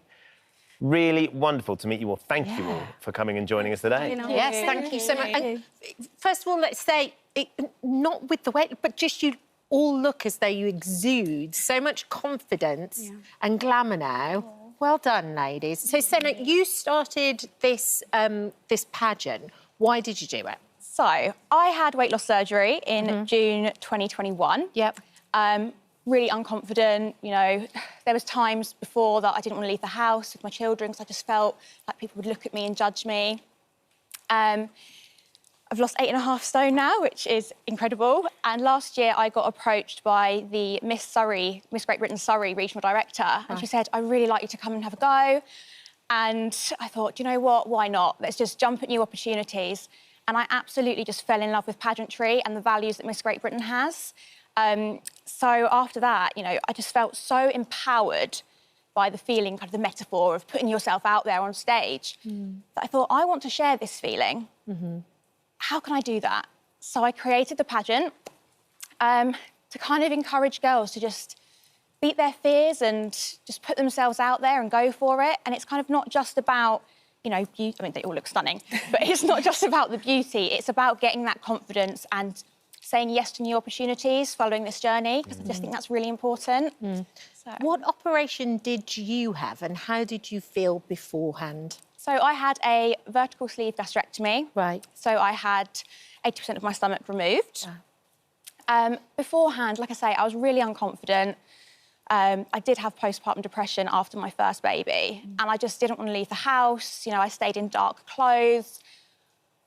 I just didn't really feel like I was living. I was just existing in this body.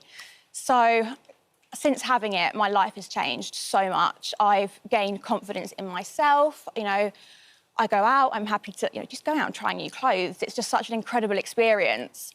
And the opportunities it's given me since gaining confidence, I've kind of, you know, changed career paths a little bit because I didn't feel like I could interview for positions before. And now I have the confidence to sit there and say, this is me. Amazing. It's amazing. Iona, let's talk about you, because when you hear about a competition like this, would you ever have entered a beauty competition? Absolutely not.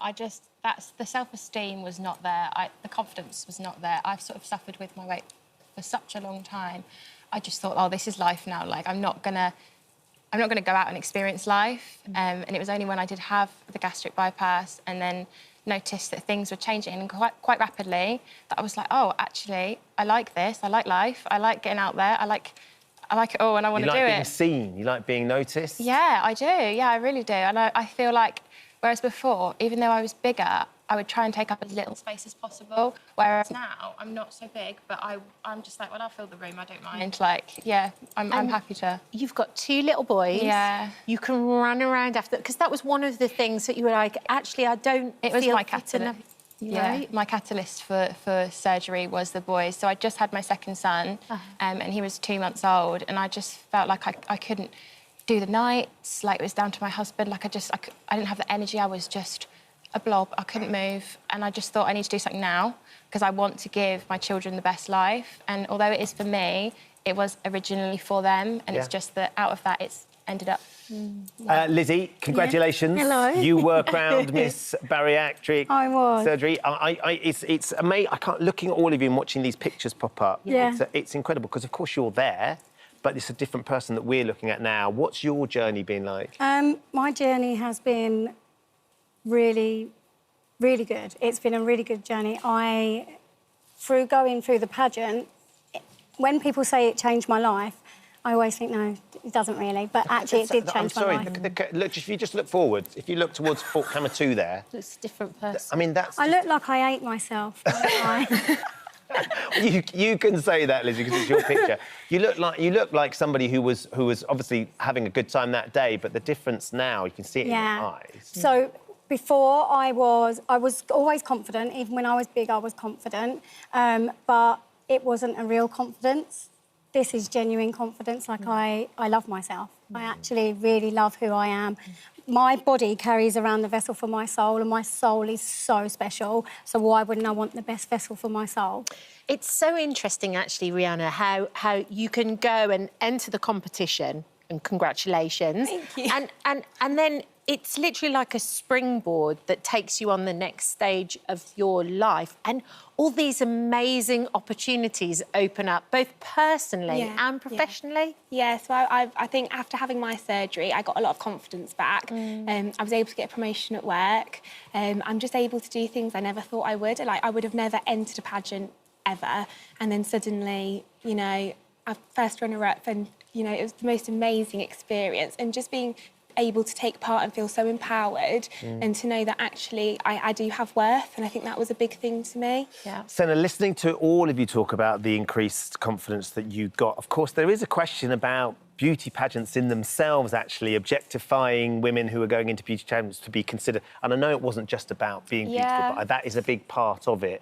There is sort of a slight conflict because all of you have felt objectified in the past when you were big. Yeah, and I totally get that. I think pageantry in itself is definitely evolving. You know, it's not just about world peace and who's the prettiest woman anymore. It's not about that. And I think the girls have kind of realised that now from stepping into that world. And especially for Miss Bariatric, it was about celebrating what you've gained, not what you've lost. Yeah. And that was actually one of the scorings in their interviews that they did, was, you know, to mark them against how much this has actually changed their life and their journey as a whole.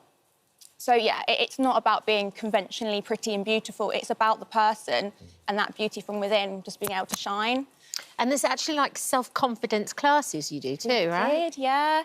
So the day before, the girls all did a masterclass. That was actually, one of the sessions was held by the current reigning Miss Great Britain Surrey, which is Hayley Burton.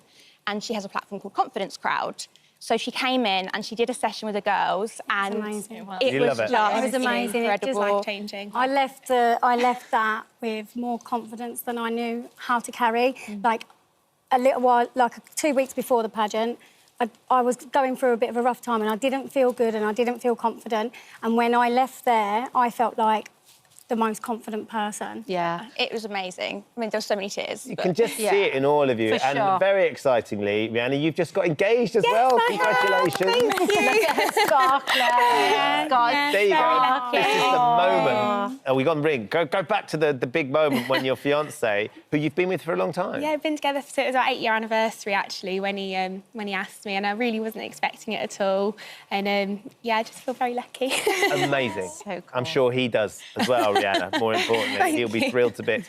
Congratulations to all of you. Yeah, Senna, very thank you for coming in and sharing your stories with us, because it's really, really inspiring. Yeah, Thank you. Thank you. Thank you so much. Thank you for visiting our This Morning YouTube channel. We upload new content every day, so go ahead and hit that subscribe button so you don't miss out. And we'll see you in the morning. It's the hidden hazard in the bedroom that could scar you for life. Today, we're launching an urgent investigation to prevent the worrying number of serious burns being caused by old and dangerous hot water. Yeah, despite the Royal Society for the Prevention of Accidents advising they should be replaced 2 years after being manufactured, we've uncovered several high street retailers currently selling hot water bottles made before October 2022. One of those shops, Superdrug, has vowed to review their stock as a result of our findings. Well, our consumer editor, Alice Beer, is joining us now, alongside Yasmin Hardy, who found out just how dangerous old water bottles can be when hers burst, leaving her with agonising burns and shocking scarring. Good morning to both of you. Hi. Yasmin, thank you for joining us this morning. They are shocking pictures of what happened to you. My wife is an avid hot water bottle user. Yeah, so was I. And I had no idea that there was this real concern that they have to be sort of... 2 years is the lifespan of a hot water bottle. Talk us about your use of hot water bottles and how long you've been having them and what happened on the day you got burned. Yeah, so the doctors are sort of testing me for endometriosis at the moment, so I really struggle with painful periods. And it's just like I woke up first day of my period for me, and yeah, I use them pretty much the first 2 days of when I come on because I'm in just so much pain. And there's a real relief that you get from that heat. Yeah, like if I take my painkillers without the hot water bottle, I'll still be in pain. The hot water bottle makes it literally go away within half an hour, which has always been really good. OK, so Alice, tell us about the guidelines around hot water bottles. Yeah, I mean, this is worrying, and the worry is increasing. So the NHS Burns Association has reported an increase in serious burns. We're talking, you know, like Yasmin's burns in hot water bottles, up 42% over the last 2 years. And the British Burns Association says one person in the UK gets seriously scalded every single day filling or using a hot water bottle. So it's really important that we empower ourselves with this information, especially as they put it directly in relation. This is a cause and effect of the cost of living crisis. Yes. Because sales of hot water bottles have gone massively up. One high street source says increased by 200%. People trying to keep themselves warm rather than ramping up their heating. And as you've said, they're a source of comfort and familiarity. So consumers need to empower themselves with the information that they need. And yet there is huge concern and confusion on the high street. So the Royal Society for the Prevention of Accidents say that there is an expiry date of hot water bottles, which is 2 years from the date of manufacture. And you can tell the date of manufacture by studying your hot water bottle. We have a daisy wheel system. Now, this one here, you can see that here, not a hot water bottle burn, by the way, but you can see the year in the middle, and you can count the segments that have dots in, and as you go around, you can see that this is the 7th month. So this was made in the 7th month of the year, which is July, in what century am I in 2022, OK? And actually, the last dots tell you it was the 3rd week of that month. So that's only got 9 months left in it for it to be beyond its sell-by. If you listen to ROSPA, but we went around the high street, all the major retailers, there was plenty of stock 2023, 2024, 2022. But we did also find, for example, this Marks & Spencer's teddy bear, you know, really lovely, cuddly soul, perfect for a gift. His daisy wheel system shows 2021. So that's out. According to ROSPA, this would be past its safe expiry date. But the manufacturers and retailers stress that they use the expiry date as from the date you first use it and not from the date it is first made. And Marks & Spencer's, Boots and Superdrug have all said that all their hot water bottles are tested to a British standard, which is really important that you look for that British standard mark that is on all hot water bottles. You'll see it, the BS 1970 2012. And it's really important that you look for that. Superdrug have said that they are going to review their stocks on the shelves because I think this is too confusing. So what do? You've got a hot water bottle with a date on it and you think, well, I know it was made then, but when did I start using it? What are we supposed to do? Start writing dates on them? It's too confusing for consumers. And if you're in Australia, the government there says, absolutely no hesitation, you should replace your hot water bottles every year. from the date of manufacture. Right. We'll come on to whether there's sort of, the environmental impact of all of that plastic being Absolutely, recycled. and that's huge. So, Yasmin, you use yours to help with your endometriosis, which you're being diagnosed with at the moment. What went wrong the day you got that badly burnt? It literally just split down the side of the seam. So, obviously, I boiled the kettle, poured the water straight in, and sat on the sofa, and within 30 seconds, I thought I didn't screw the lid on properly, because that happening, I just never thought that was a possibility. So I thought, I haven't screwed the lid on, and it just poured all over me. And it was only when you got back from the hospital that you were able to check that and you saw it split. Yeah, and I was actually not my fault. Were you aware of the dates? No. Because until I researched this story, I had no idea that was actually what you were supposed to do. You wouldn't think it would be a thing. You think it with food quite naturally, but plastic, you just wouldn't. Well, I personally didn't think. No. Did you? So now you know. Was it a long past those 2 years? I think mine was dated 19. So I think mine was 19. Yeah, 2019. So you'd had it for it's 2019. Yeah, so I'd had it a long time. Yeah, and used it regularly. And been using it regularly. A lot. Yeah. Once Are you supposed to put boiling water in? Absolutely not. Right. And many of the scalds and injuries that people are seeing, that these burns units are seeing, are from people putting boiling water inside, and that is an absolute no-no. Not only would it perish the rubber, and there needs to be an awareness of what these are made of. Yep. These are made of partly or fully rubber. And rubber perishes, rubber ages, rubber degrades. And one of the things that would degrade it is putting boiling water in it. Also storing it with something on top of it. Also keeping it in a very hot place. So many permutations of how you can increase the risk from a hot water bottle. But also... And yet, we don't know. With the drive that we're having now to be much more environmentally conscious, the fact that we're supposed to replace those every 2 years, and that's a lot of plastic that's just going to get replaced every 2 years, that feels like an opportunity for somebody to come up with an alternative that is safer and also ethically and environmentally friendlier. Well, there are degrees to which you can recycle some of these products. And, of course, there are plenty of available other sort of microwave wheat bags and other kinds like that that will do, or lavender bags that will do sort of pretty much similar job. But, people are very fond of their hot water bottles. There's some 500,000 of these in homes around the world, around the UK. The figures of their sales is really high. People aren't suddenly going to stop using hot water bottles, and they don't need to. They just need the awareness, and they need the lack of confusion between retailers and the safety organisations. If you go onto many of the NHS Trust websites, they will say don't use them older than 2 years from manufacturing date. And yet the retailers say, no, it's from the date of first use. Excuse me, Yasmin. Are you still using hot water bottles? No, I don't. So you've stopped? I'm a bit traumatised by the whole thing now. It'd be really frightening. Yeah. And how is your scarring doing? It's healing really well. When I was getting my dressings redone, mine was healing the best because I jumped straight in the shower after I burnt myself, which is super important if you do burn yourself. And that was something your mum had told you, wasn't it? Yeah, as a kid, when you burn yourself, just run it under cold water. So mine's healing really well, but there's some people who are a lot worse off than me, so I'm really lucky, to be honest.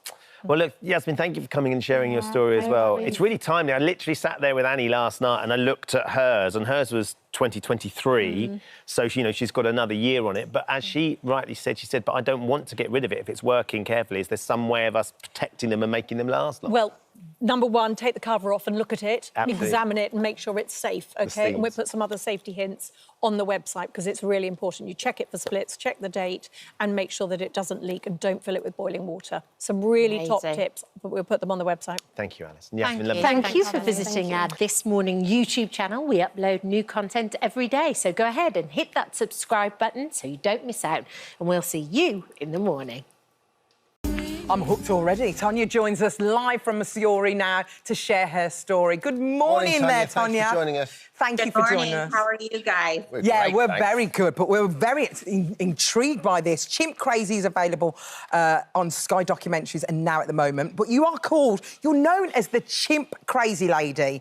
I mean, what is it about chimpanzees that you love so dearly? Oh, they're totally amazing. Very loyal, very loving. You couldn't imagine being around one. And once you are, you just can't help yourself. Yeah.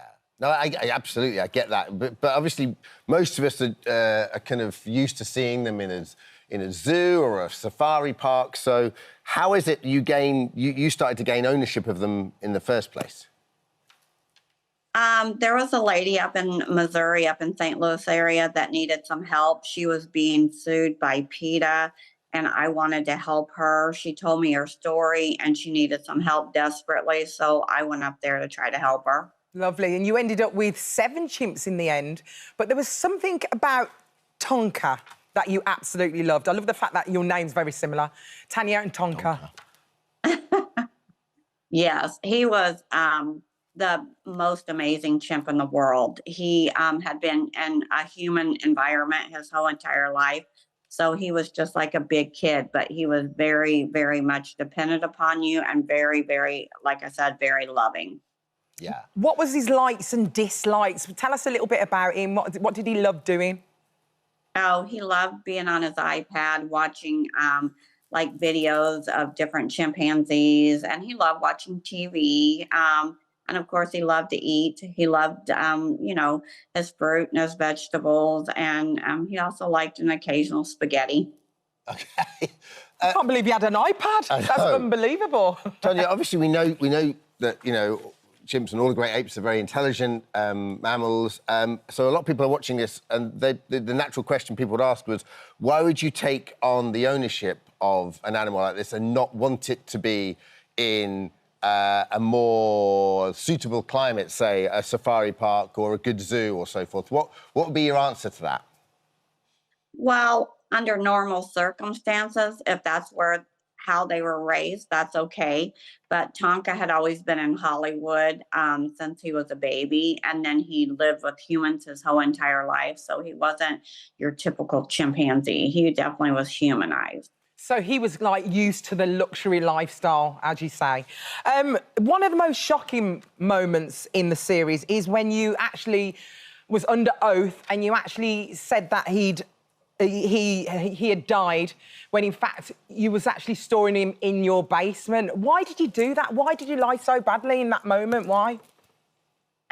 Well, you got to realize at the time I had told PETA he had passed away, and we had had another chimp pass away earlier in the case, and you know they just accepted the fact that she had died. So I had no idea that they would send it to the court. So I wasn't anticipating that. I underestimated PETA. So hence I ended up lying to the courts. Not that I wanted to, or not that I condone that, or nor would I want anybody else to do it. It just got too far in line. So I had to. So was there a chance that you could have had a custodial sentence then? Could you have gone to prison? Oh, yeah. Oh, my gosh, Wow. awful. So how were the circumstances work out that you didn't go to prison, given that you lied under oath? There's still potential pending charges, so, you know, they relived it once the docuseries came out, so I'm not sure what's going to happen. So are you glad you took part in the series? Now you've watched it, do you think it's an accurate depiction on your experiences? How did you find the whole thing? No, it was very cheeky and just, you know, basically it had an agenda, and they sided with that agenda instead of like telling the whole facts. And they cut and pasted a lot of things because there was so much footage, because that was a almost 4-year running situation, and it's very little footage compared to what they had. And like I said, they spliced it to meet their agenda. And what do you believe that agenda to be, Tanya? Well, you know, they did Tiger King, and they did that for the Big Cat Safety Act, and I think they did it for the Primate Safety Act to get it passed. Okay. Do you think Tonka would be better off living with you? Oh, yeah. And I think Tonka feels that way, too, and I've challenged them to let me go down with my transporter cage, no sedation drug, and ask him if he wanted to get in and come home, and if he does, are they going to let me come and take him home? Yeah. Oh, it's so sad. We have got a right of reply that we need to read. Pete from Peter Pettit, US, who also appeared in Chimp Crazy, says, when Tanya Haddock faked Tonka's death and kept him captive in the basement to prevent his court-ordered rescue, she denied him the opportunity to receive expert veterinary care, fresh air, and socialise with other chimpanzees, all of which He has now had the accredited sanctuary where he's thriving. Petter is delighted to have ended this cruel chapter of his life and is pushing for the US Department of Agriculture to revoke Haddix's Federal Animal Welfare Act licence, which allows her to continue to exploit animals, and for the US government to prosecute her for lying in federal court, which is quite punchy. Yeah. Yeah. Okay. That's typical Peter. Well, I mean, obviously, you know, the series goes out on the 6th of October, so we haven't had the luxury of seeing it yet, and it's always good to hear every side of a case. But so what would you want to do going forward? Because you obviously, your heart's obviously in the right place. You love these animals. So is there a world where you can meet in the middle, do you think, with Peter or Petter and kind of, and maybe, you know, both sides are happy? You know, I don't know. The attorney that was for PETA is no longer with them, so they've got a new one. So I've not had the opportunity to speak with them to figure out if there's something that we could do that would make both of us happy. Because you have a zoo now, don't you? Yes, I do. Yeah. Okay. Oh, thank you so much for joining us, Tonya, and telling your story. And I can tell why they call you the Dolly Parton of chimps now, because you actually do resemble her a little bit. Thank you so much. Thank you, and have a great day. You too, darling, you too. Bye-bye. Hi, everyone. Just wanted to say thank you for visiting our This Morning YouTube channel. Now, listen, we upload new content every day, so go ahead and hit that subscribe button so you don't miss out. And we'll see you in the morning. Oh, I can't wait to see this book now. Well, keeping the tradition alive, we're joined now by stars from the Ripley's Believe It or Not 2025. Mike Foley, a dentist based in Florida who was literally can pull cars with his teeth. Saw him, right? And the world's most flexible girl, Liberty Barrows from Peterborough. Hey. Morning to both of you. Morning. Good morning. Mike, we'll start with you, because when I read my notes, the first thing I got was his fascination started when he used to collect shark teeth on the beach. I get that. I love sharks. But that wouldn't necessarily lead me to doing that. So how did you go from collecting sharks? Because you grew up in Florida, right? I grew up in Florida. Yeah. But I'm terribly sorry about your bird. Oh, don't worry. I'm just happy it's the only thing that broke. Don't worry. I'm sure we got another 6 out of the back. You mean Swifty? The bird was the We've got replacements. Don't worry. Good. But I've been collecting my whole life, and that's actually what brought me to this. I've been collecting shark's teeth since I was a child. I used to find them on the beach in Florida. Yeah. And my collection started initially with fossils. After a few years, my collection evolved into more oddities, but also circus-related objects. Florida's got an amazing circus history.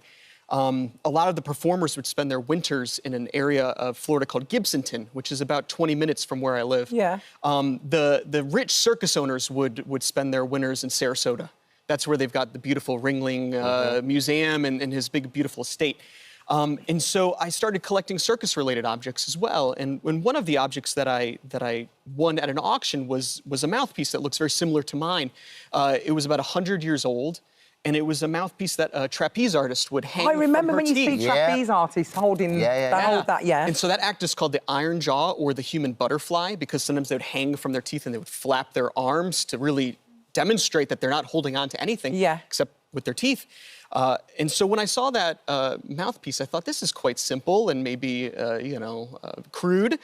With my dental training and my expertise, I could probably fabricate something that's a bit safer. And so I did. But then, I get that. But then, like, when you first start, how do you work out that your teeth, I know your teeth are bones and they're strong, but how do you work out that they're not going to fall out or you're not going to hurt yourself? He's a dentist, Babby. He knows whether the...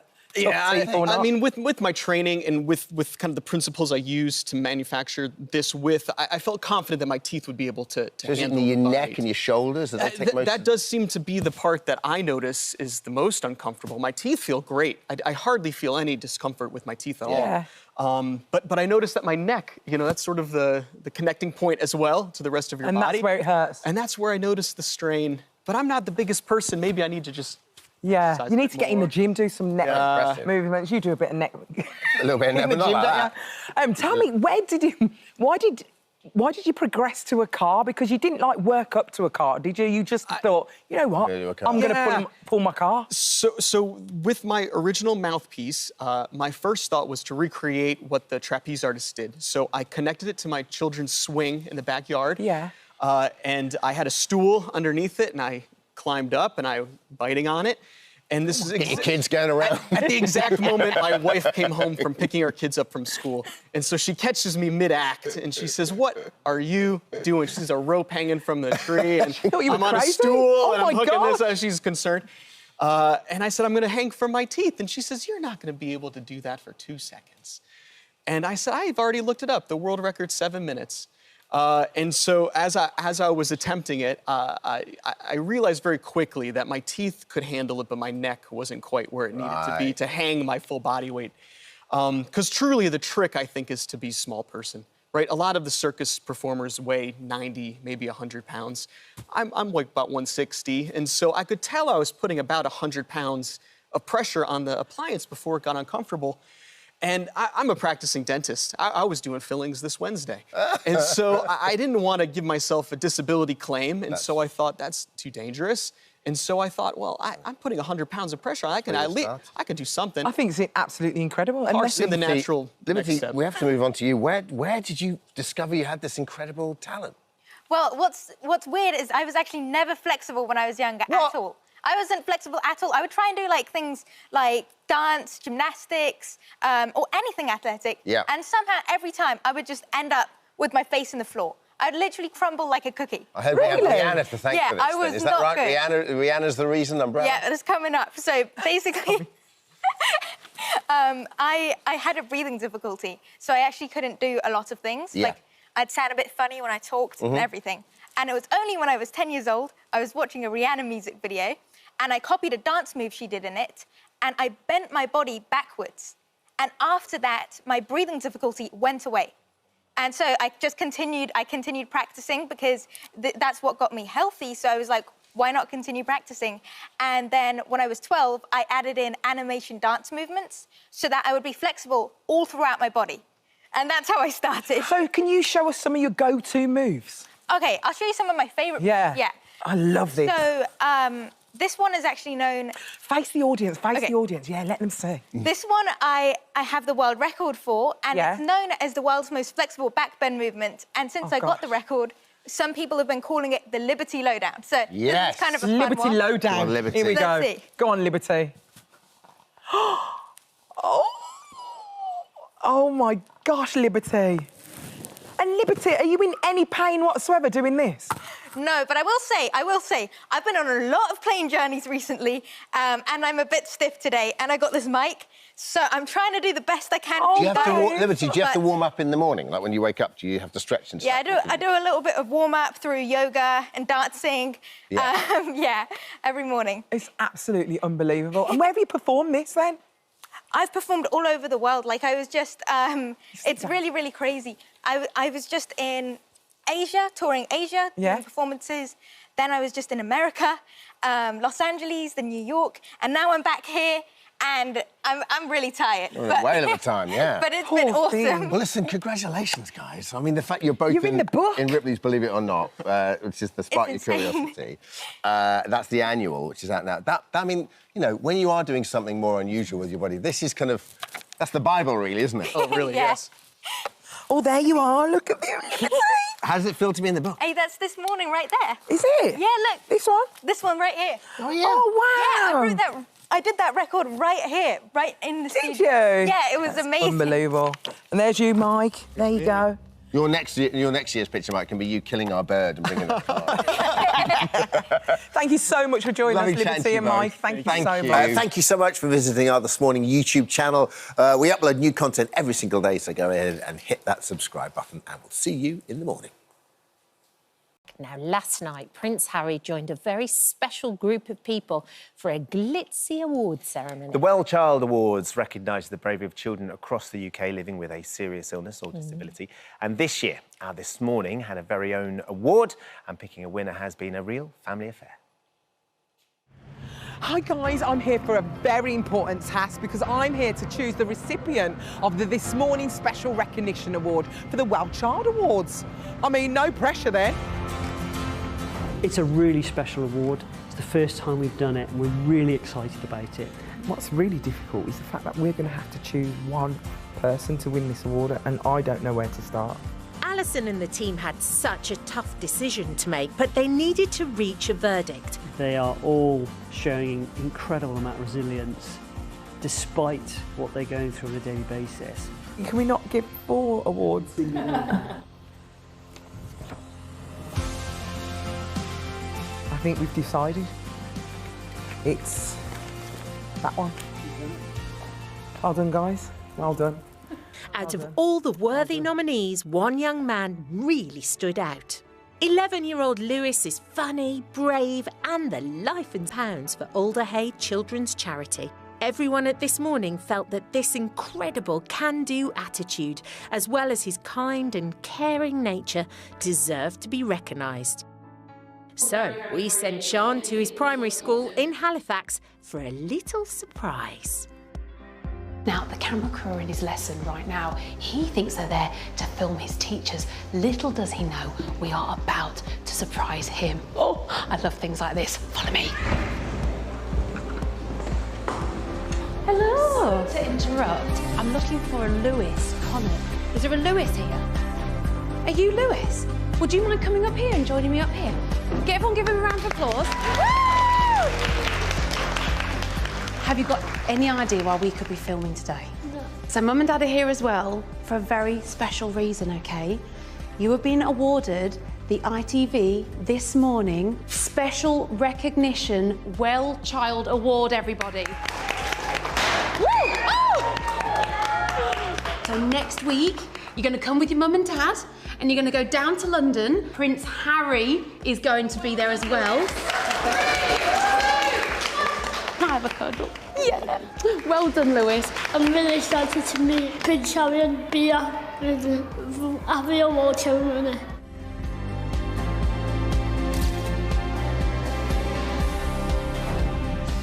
Well done, Shan. Isn't that a great photograph? Look at all the smiling faces swamping their pal Lewis. Good stuff. Right, this is the red stroke purple carpet, and all the celebs and Lewis and his buddies are going to walk along here, as will Prince Harry. But as we speak, they are in a secret room somewhere. I think we better track him down, don't you? Tell me everything. Everything. Don't leave out any details. What happened? I went in there and saw Prince Harry. And did you ask him any questions? No. You didn't? Were you scared? Yeah. Yeah, I know. He's tall, isn't he? Yeah. I know. Did he shake your hand? Yeah. Yeah. Show me what kind of handshake it was. Was it like a real strong one? Yeah. Yeah. Were you tempted to give him one of these? No? I saw a bag you had in your hand. Were they Bradford City jerseys? No. They were Ollie and Ellie from Alder Hey. Did you give them to him? Yeah. For his children? Yeah. This kid was amazing. I'm so excited for you today.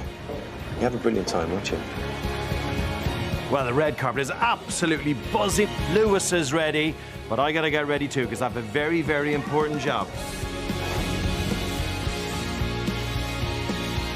He's just such a fantastic kid. I can't wait for you to meet him. Would you please welcome on stage the winner of the ITV This Morning Special Recognition Award, the brilliant Lewis Connett. I'm going to put it on myself in my bedroom. Feel really proud of myself, and it is the best day ever.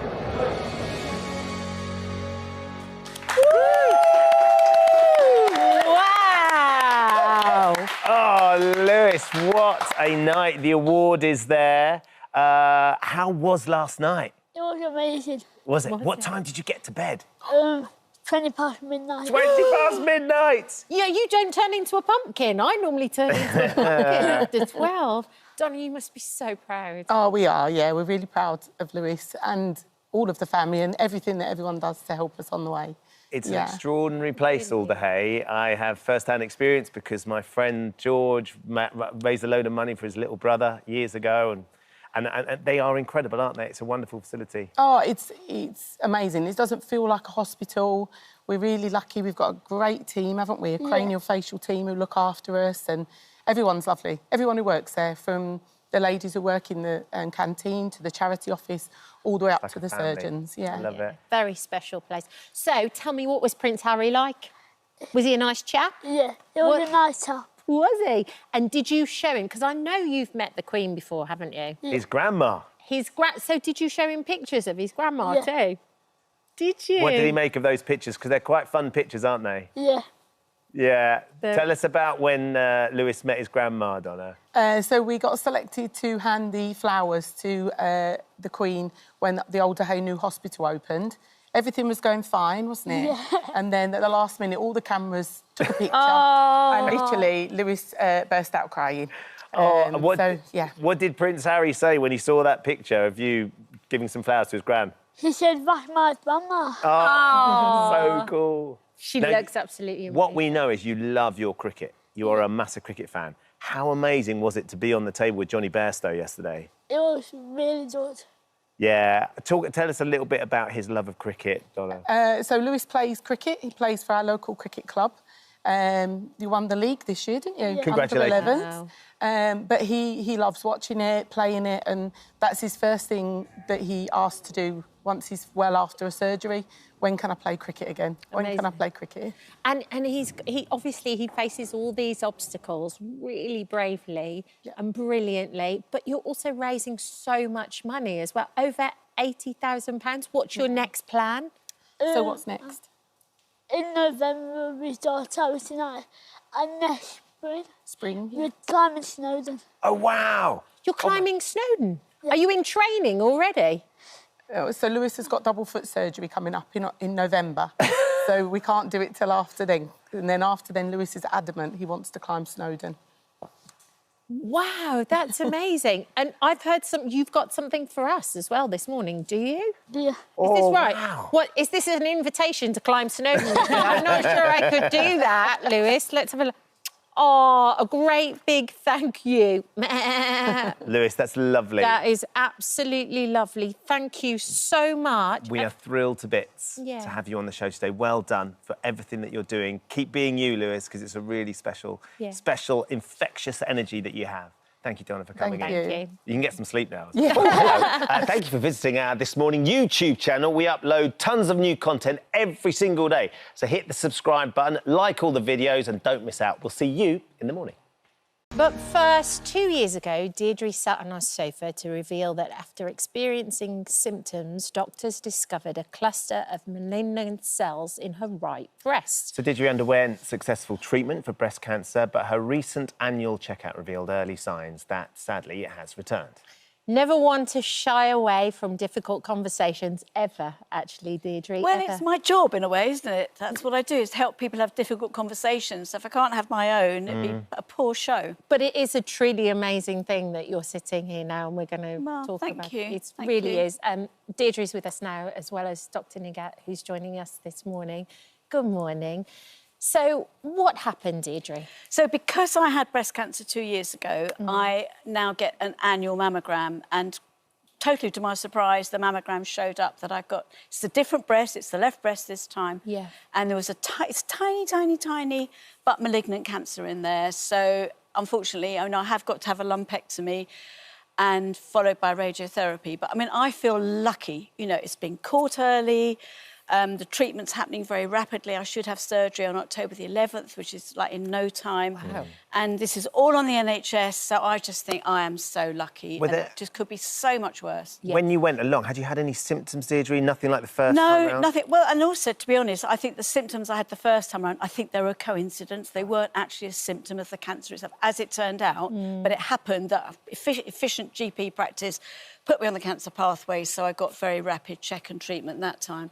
So you haven't felt run down, you haven't felt any different at all? I haven't felt run down, I haven't felt tired, I haven't had any discomfort. Pains. If I did a self-check, I couldn't feel anything because it's so tiny, there's nothing to feel. So it's purely down to having the mammogram that showed it up. And then you get referred back, and I had an ultrasound and a biopsy, which then revealed that it was actually a cancer.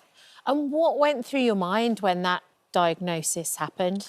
Well, this time, to be honest, shock. Yeah, I'm sure. Because I felt fine. Yeah. And I was just so taken aback. I just wasn't expecting it at all.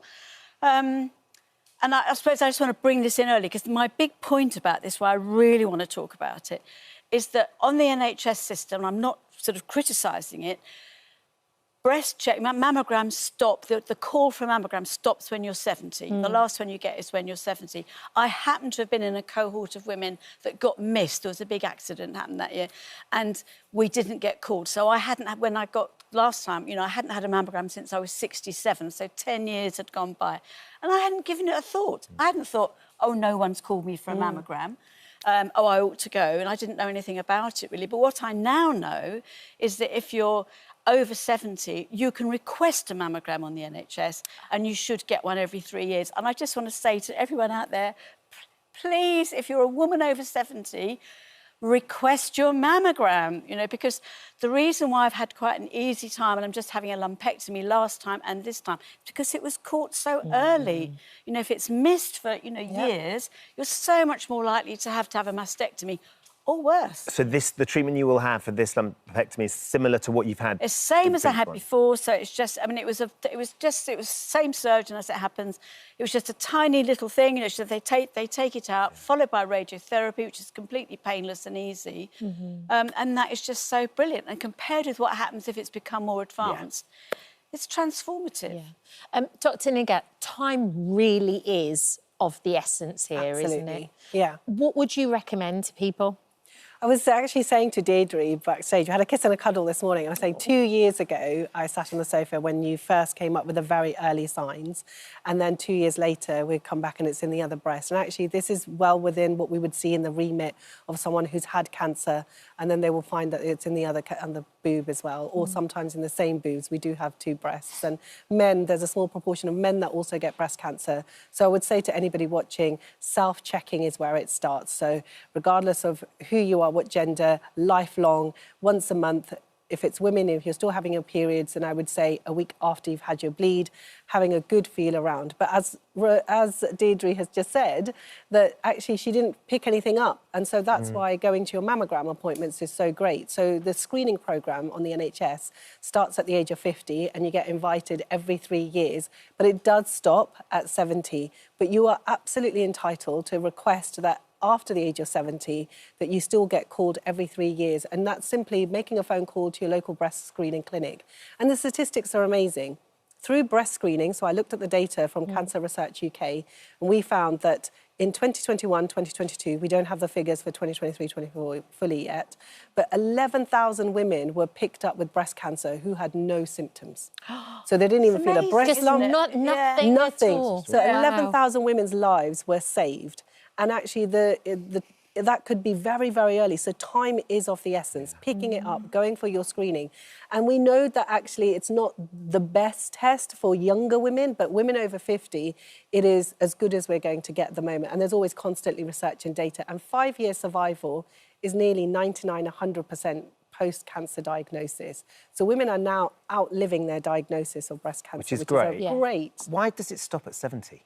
There's lots of different factors. It's because the idea is that the estrogen that affects our cells, well, the effect is lessened as we get older. Right. That's not the case for everybody because we make estrogen through our adipose or fat tissue, and our brain constantly makes it as well when we're postmenopausal.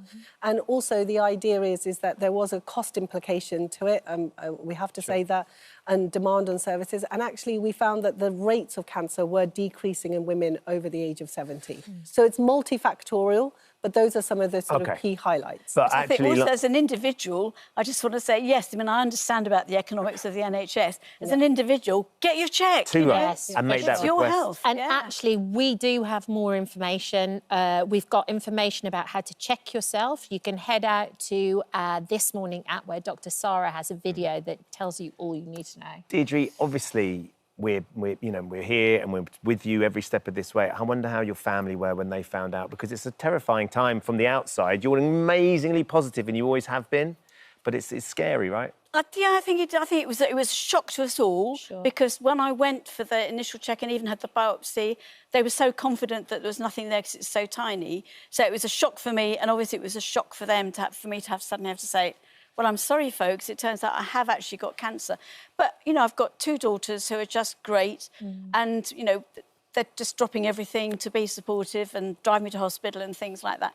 I am known as a difficult person to help. We've probably got a phone line for that, Deirdre. So, you know, so initially I was saying to my daughter who's taking a day's compassionate leave in order to drive me to hospital, and I was saying, no, it'll be fine, I can get there on the train and attack. She's saying, do you actually want to be alone? Well, no. Well, Shut up then, listen, I'm coming. Just let me come and help, you know. Yeah. They're good. No, they're great. And I think, like me, I think it helps them to actually be involved, do something, is great. So, no, the family are just wonderful. Well, thank and you. I'm lucky that I've got family to be supportive, because I really feel for people who have to go through this sort of thing really Thank you alone. for visiting our This Morning YouTube channel. We upload new content every day, so go ahead and hit that subscribe button so you don't miss out, and we'll see you in the morning. Anyone who's had a urinary tract infection knows how unbearable the pain can be. But while most clear up within a few days, for some women, including our next guest, the agony can persist for years. Lisa Gray endured 3 decades of excruciating pain and debilitating symptoms from recurring infections before reaching out to UTI specialist Dr. Kat Anderson, who was finally able to help. And it's great to have them both with us here this morning. Morning to both of you. So, Lisa, let's go back to when you first started getting the symptoms. Just how debilitating were they and how long would it go on for? So for me, it all started in my 20s. I just had a whole run of really bad infections where I ended up weeing blood, and the agony was sort of indescribable, because you think it's just about a twinge, but actually it was like sitting on a hot poker with weeing razor blades. So they carried on for a few years and then settled down into a pattern of maybe about 1 or 2 a year, and that carried on for the next 20 years. 20 years. And was there specific things that would trigger those infections coming on? I think it's different for every woman. I think often it can be around stress, dehydration, sex can not often be a factor. So they were the things for me. I think over the last 20 years, it always happened at the most inconvenient times. I was always away, or it was out of hours. So, you know, one awful time was I was on a camping holiday, and I felt a bit of a twinge. I ended up going to the nearest A&E.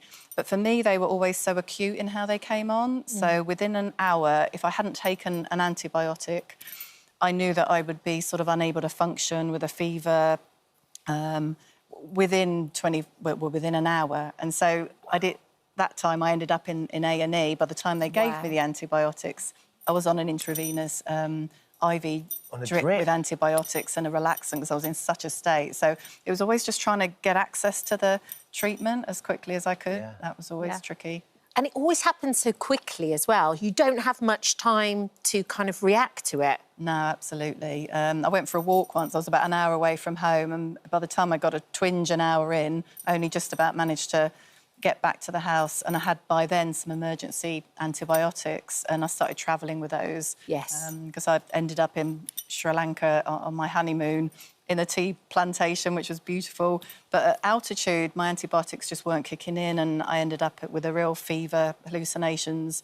Just wasn't sure that the treatment was kicking in, which was so scary when you're in a place where you don't know the healthcare system. You must have felt so lost as well, because you've been dealing with it for so long, knowing that it was always going to be a problem and not actually being able to sort it out. Absolutely. I was just getting so desperate. Yeah. And then I reached my 40s, and it got even worse. And I was getting infections maybe once every month, in desperation, Googling sleepless nights in agony, trying to work out what was happening to me and how to stop them.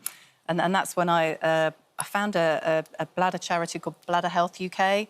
They sent me a list of specialists. I found a couple of online support groups. So I knew I wasn't alone in this struggle. And then I saw Dr. Anderson, the amazing Dr. Anderson, and she put me on a longer course of antibiotics, a bladder antiseptic drug called Hiprex, methanamine hippurate, which was a real game changer for me. And also told me about the really important role of hormones. So as I was hitting my perimenopause, which I went into completely blind, that's when it started to really go bad, because oestrogen is so important for bladder health, and I just hadn't realised. So added some local and systemic HRT into that treatment plan. And then gradually over the last, say, 5 or 6 years, I haven't had an infection now for 4 years, which is the longest I think I've ever gone. And So I feel like I'm on a road to recovery, but not totally cured, because you always still live with that awful lingering fear and anxiety that one is going to come and grab you when you least want it. Yeah, but thank goodness you found Dr. Anderson. Absolutely. Because I think that one of the things that women really need is to feel heard and for people to understand just how debilitating this is. Absolutely, absolutely. I think that Lisa has had a terrible time in the past with her UTIs, but it's quite surprising when you hear that I actually see people who come in an even worse situation than she is in. I've had patients that are so desperate with this, breast cancer survivors who say that if they had had this before the breast cancer, they would have declined treatment because there would have been a way out.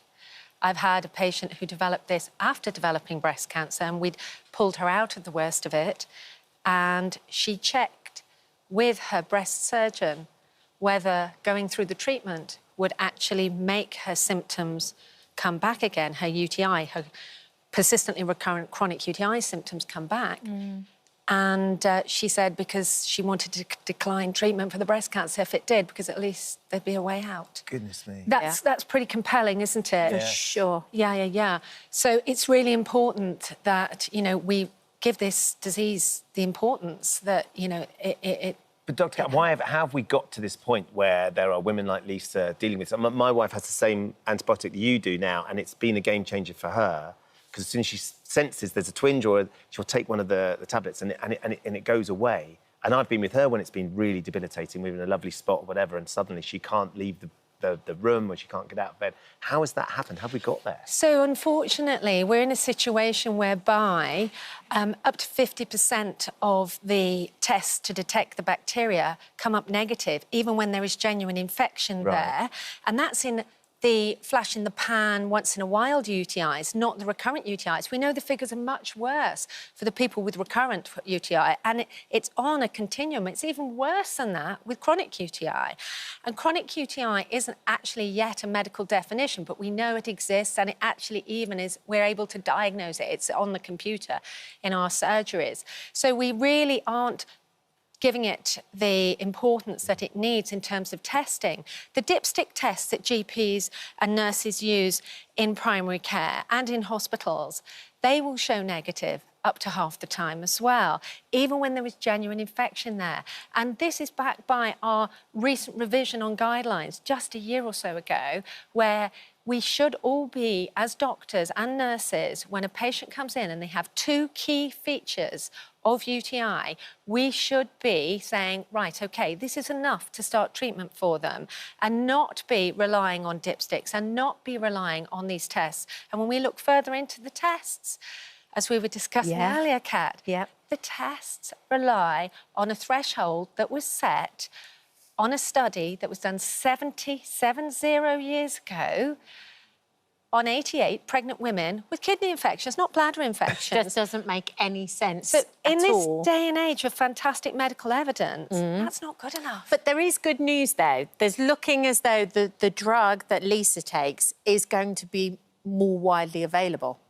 So I can't actually talk about this yet because of conflict of interest, because of some work that I'm doing on committees nationally. But watch this space. Watch this space. But from your perspective, Lisa, like you said, your personal anecdotal experience is that has been a game changer for you, and it should be available for more women who desperately need it. Absolutely, because you go to the doctors, but often antibiotics will be the first course of treatment, but it's only a very short course and it's just not enough. And one of the things that I learned was my infection had probably actually always been the same infection that hadn't been cleared in my 20s, that then persisted and then keeps recurring. So it's just trying to knock that back. And although I was on the longer course of antibiotics, it was the Hiprex longer term, which has just over time made me feel like things were improving to the extent I wasn't always in fear of getting another one. So, Dr. Kat, what does Hiprex do then? Can you explain how I know that's complicated. I know it is, but can you explain how it works from a medical? It's a urinary antiseptic, basically. Okay. It's not an antibiotic, so there isn't problems with antibiotic resistance issues, etc. But for these ladies that keep getting the infections, or the infections just never go away, there's some very good evidence that that came out of the USA over the last few years that shows that rather than being new infections all the time, there's a distinct possibility that a great proportion of these cases, it's an embedded infection actually within the bladder lining. So the bugs have hunkered down inside the cells and they are just waiting till the coast is clear to come back out and set up a new round of attack on the bladder lining. And so what we need to do is we need to put something in to stop them doing that. Or if they do leak out and they want to get going again, put in something that's going to kill them straight away. And so a low-dose antibiotic all the time can do that. Or maybe something like an antiseptic can do that. So this is where they're the game changers. Amazing. Look, I think it works over time as well, just to... And that's the thing. So you're 4 years since you had your last one. You haven't quite relinquished that fear of another one coming on, but clearly things are significantly better than they were, Lisa. Absolutely, and I do feel like I'm one of the lucky ones because I was able to access, you know, treatment that worked for me, the testing that showed a clear bacteria. Not all women are in that position, so we do need better testing, better treatments. OK, Dr Kat, will you do us a favour? In a couple of weeks' time, will you come back again? When you can talk a little bit more, and also, will you come and do a phone-in for us, for our viewers? I would love to. I would absolutely love to do that. I just love the no-nonsense approach, and let's get it sorted. And also, personal experience with Annie and anecdotally Lisa as well, there will be lots of our viewers this morning that would absolutely massively value your expertise as well. Oh, no problem. That would be great. Amazing. We need better diagnostics and better treatment plans for these patients. And I promise you, in the background, working really hard on all of that, myself and a few esteemed colleagues, and we're running with this in the same way that we've been running with menopause. I know how much you guys have done for that. We're now running with these UTI issues. Brilliant. Excellent. Thank you both for coming in, Lisa. Thank you for being so honest and continued positivity regarding not having another UTI. Dr Kat, we'll see you in a couple of weeks. Oh, hello. See you soon. Thank you for visiting our This Morning YouTube channel. We upload tons of new content every single day. So hit the subscribe button, like all the videos, and don't miss out. We'll see you in the morning. As the Tory party conference kicks off this week, one issue that will be on the agenda is Britain's unemployment crisis. It comes after Sir Keir Starmer argued that people claiming long-term sickness benefits should be expected to work. It's a subject that brings us to our next guest, Marie Buchan, who has been accused of using taxpayers' money to splash out on pricey cosmetic surgery and even her own horse. But after spending most of her adult life living off the state, the mum of 8 is joining us to explain why she's ready to leave the benefit system behind and get a job. Good morning, Marie. Good morning. Good morning. How are you? I'm OK, thank you. Good. So you first started claiming benefits, I think, when you were 19, is that right? Yep. And why did you start? Because I had my first child. Right, OK. And through the years, it does get a lot easier to claim. Child after child after child, it's just claim, go back into work, come back out of work, go back into work. OK, They make it very easy, they do. So how many children do you have? 8. Right, and how many still live at home and how many are little? They all still live with me. Okay. They all still live with me. And you're still claiming benefit for the ones that are under 18? Child benefit, because currently I've gone through the change to universal credit. Right. So it's 5 weeks on £74 at the moment. OK. For the switch over. Marie, when you said they make it very easy, that sounded like it's almost too easy to say no to, that the incentive for you to get out and get a job isn't there necessarily because actually getting a child benefit is so much easier for you and makes sense. The support's not there, though. I mean, to get the work. To get the work, I've contacted the job centre on like several occasions asking for help with my CV, getting to training. I did 6 courses at college. 6 courses, car mechanics and health and social.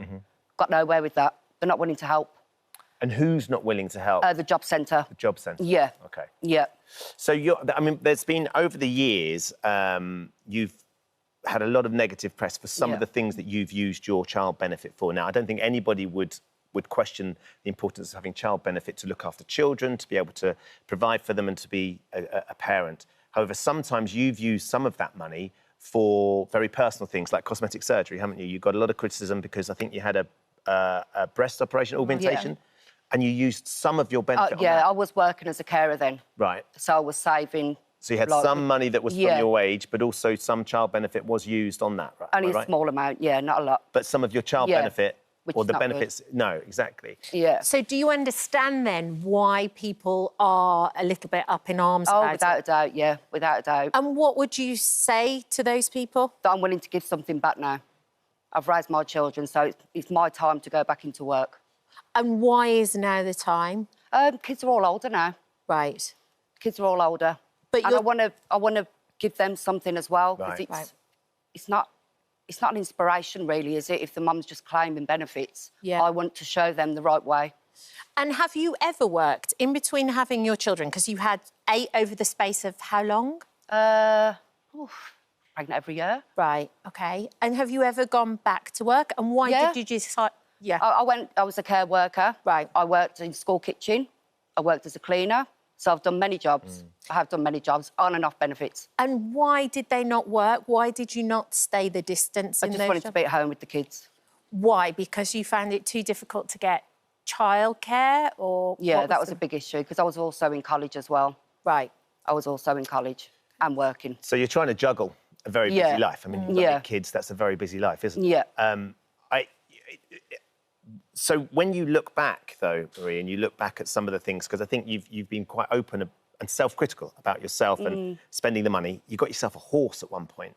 I mean, when people see the benefit system and you being able to milk it in a way whereby you can take some of that benefit and get an animal, as wonderful as horses are, if you can afford to keep a horse, then absolutely fine. But if you're using benefits to get a horse, that seems like an extreme use of that benefit money in the wrong way. Why did you do that? I don't know. Just 'cause we you all could? make big mistakes. I've made many mistakes. I have. And I do regret it. I do regret it. He's gone now. Yeah. He's gone now. I should have bought a cat. Sure, okay. Yeah, not a horse. But when you hear Keir Starmer saying that what we've got to look at people on long-term benefits, we've got to look at trying to get them back into the workforce. What's your take on what he's trying to make happen now? I agree with him, because you should have that short-term help and then get back into the environment of work. But if the help is not there to get you back, where do you start? Right. If you're having conversations with the job centre or income support or ESA regarding training and work, they just literally say, stay home, come back next week, or we'll book you an appointment, but it never happens. And do you There's no help. Do you think if that help was there and that support was there, you could make a success out of going back to work? Definitely, yeah. Yeah. Even just to build a CV up, that's all I'm asking for. Right. But they're saying I do not need to attend the job centre. Right. And what do you think you will find difficult about going back to work? Back into the whole environment, I suppose. And juggling everything, because everything's stopped now. Housing benefit, council tax, everything has stopped during the switchover. Right. And you feel as though you've had quite a negative reaction from other people within your community. Like, if you go to the supermarket or something like that, you're quite upset about how certain things have been reported. Yeah. What are you upset about what's been reported, and how did it feel when you went to the supermarket? I think it's because I've been labelled the face of benefits now. Right. And it's not good. That's not good. And I want that to be taken away. I do feel like saying no more press, no more TV, no more radio, because they do destroy your life. But you wanted to come here today to talk about that. Yeah, yeah. So there's sort of a dichotomy there, isn't there? There is. Because on the one hand, you're saying, I need to get away from this. But on the other hand, you're here talking to us about it. Your experience is tangible, of course, with regards to what the Prime Minister is trying to say as well. Are you good? Are you disciplined in the mornings? Are you a morning person? Is going back to work going to be easy for you? It will, yeah, it will. It will. So you are... If I've got that help in hand, I will, Right. yeah.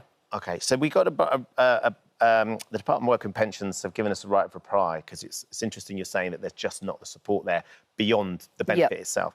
The last 14 years has seen millions of people denied their rightful chance of participating in the labour market and the hope of a brighter future. That is why we are taking bold action to support people into work through reforming job centres, giving local areas the power they need to tackle economic inactivity and transforming skills as we spread prosperity and opportunity across Britain. So it sounds like they want to try and transform the scenario within the job centre, which is the support that you're looking for, that next stage.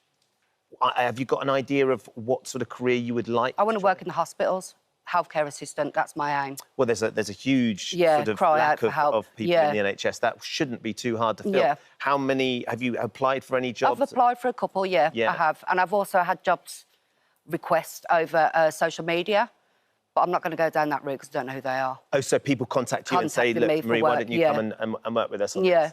Could you do a little bit of investigation into who they are to understand whether it is genuine or not? Do. But I think I'd prefer support from the job centre except myself. Okay. So it's more official. Yeah.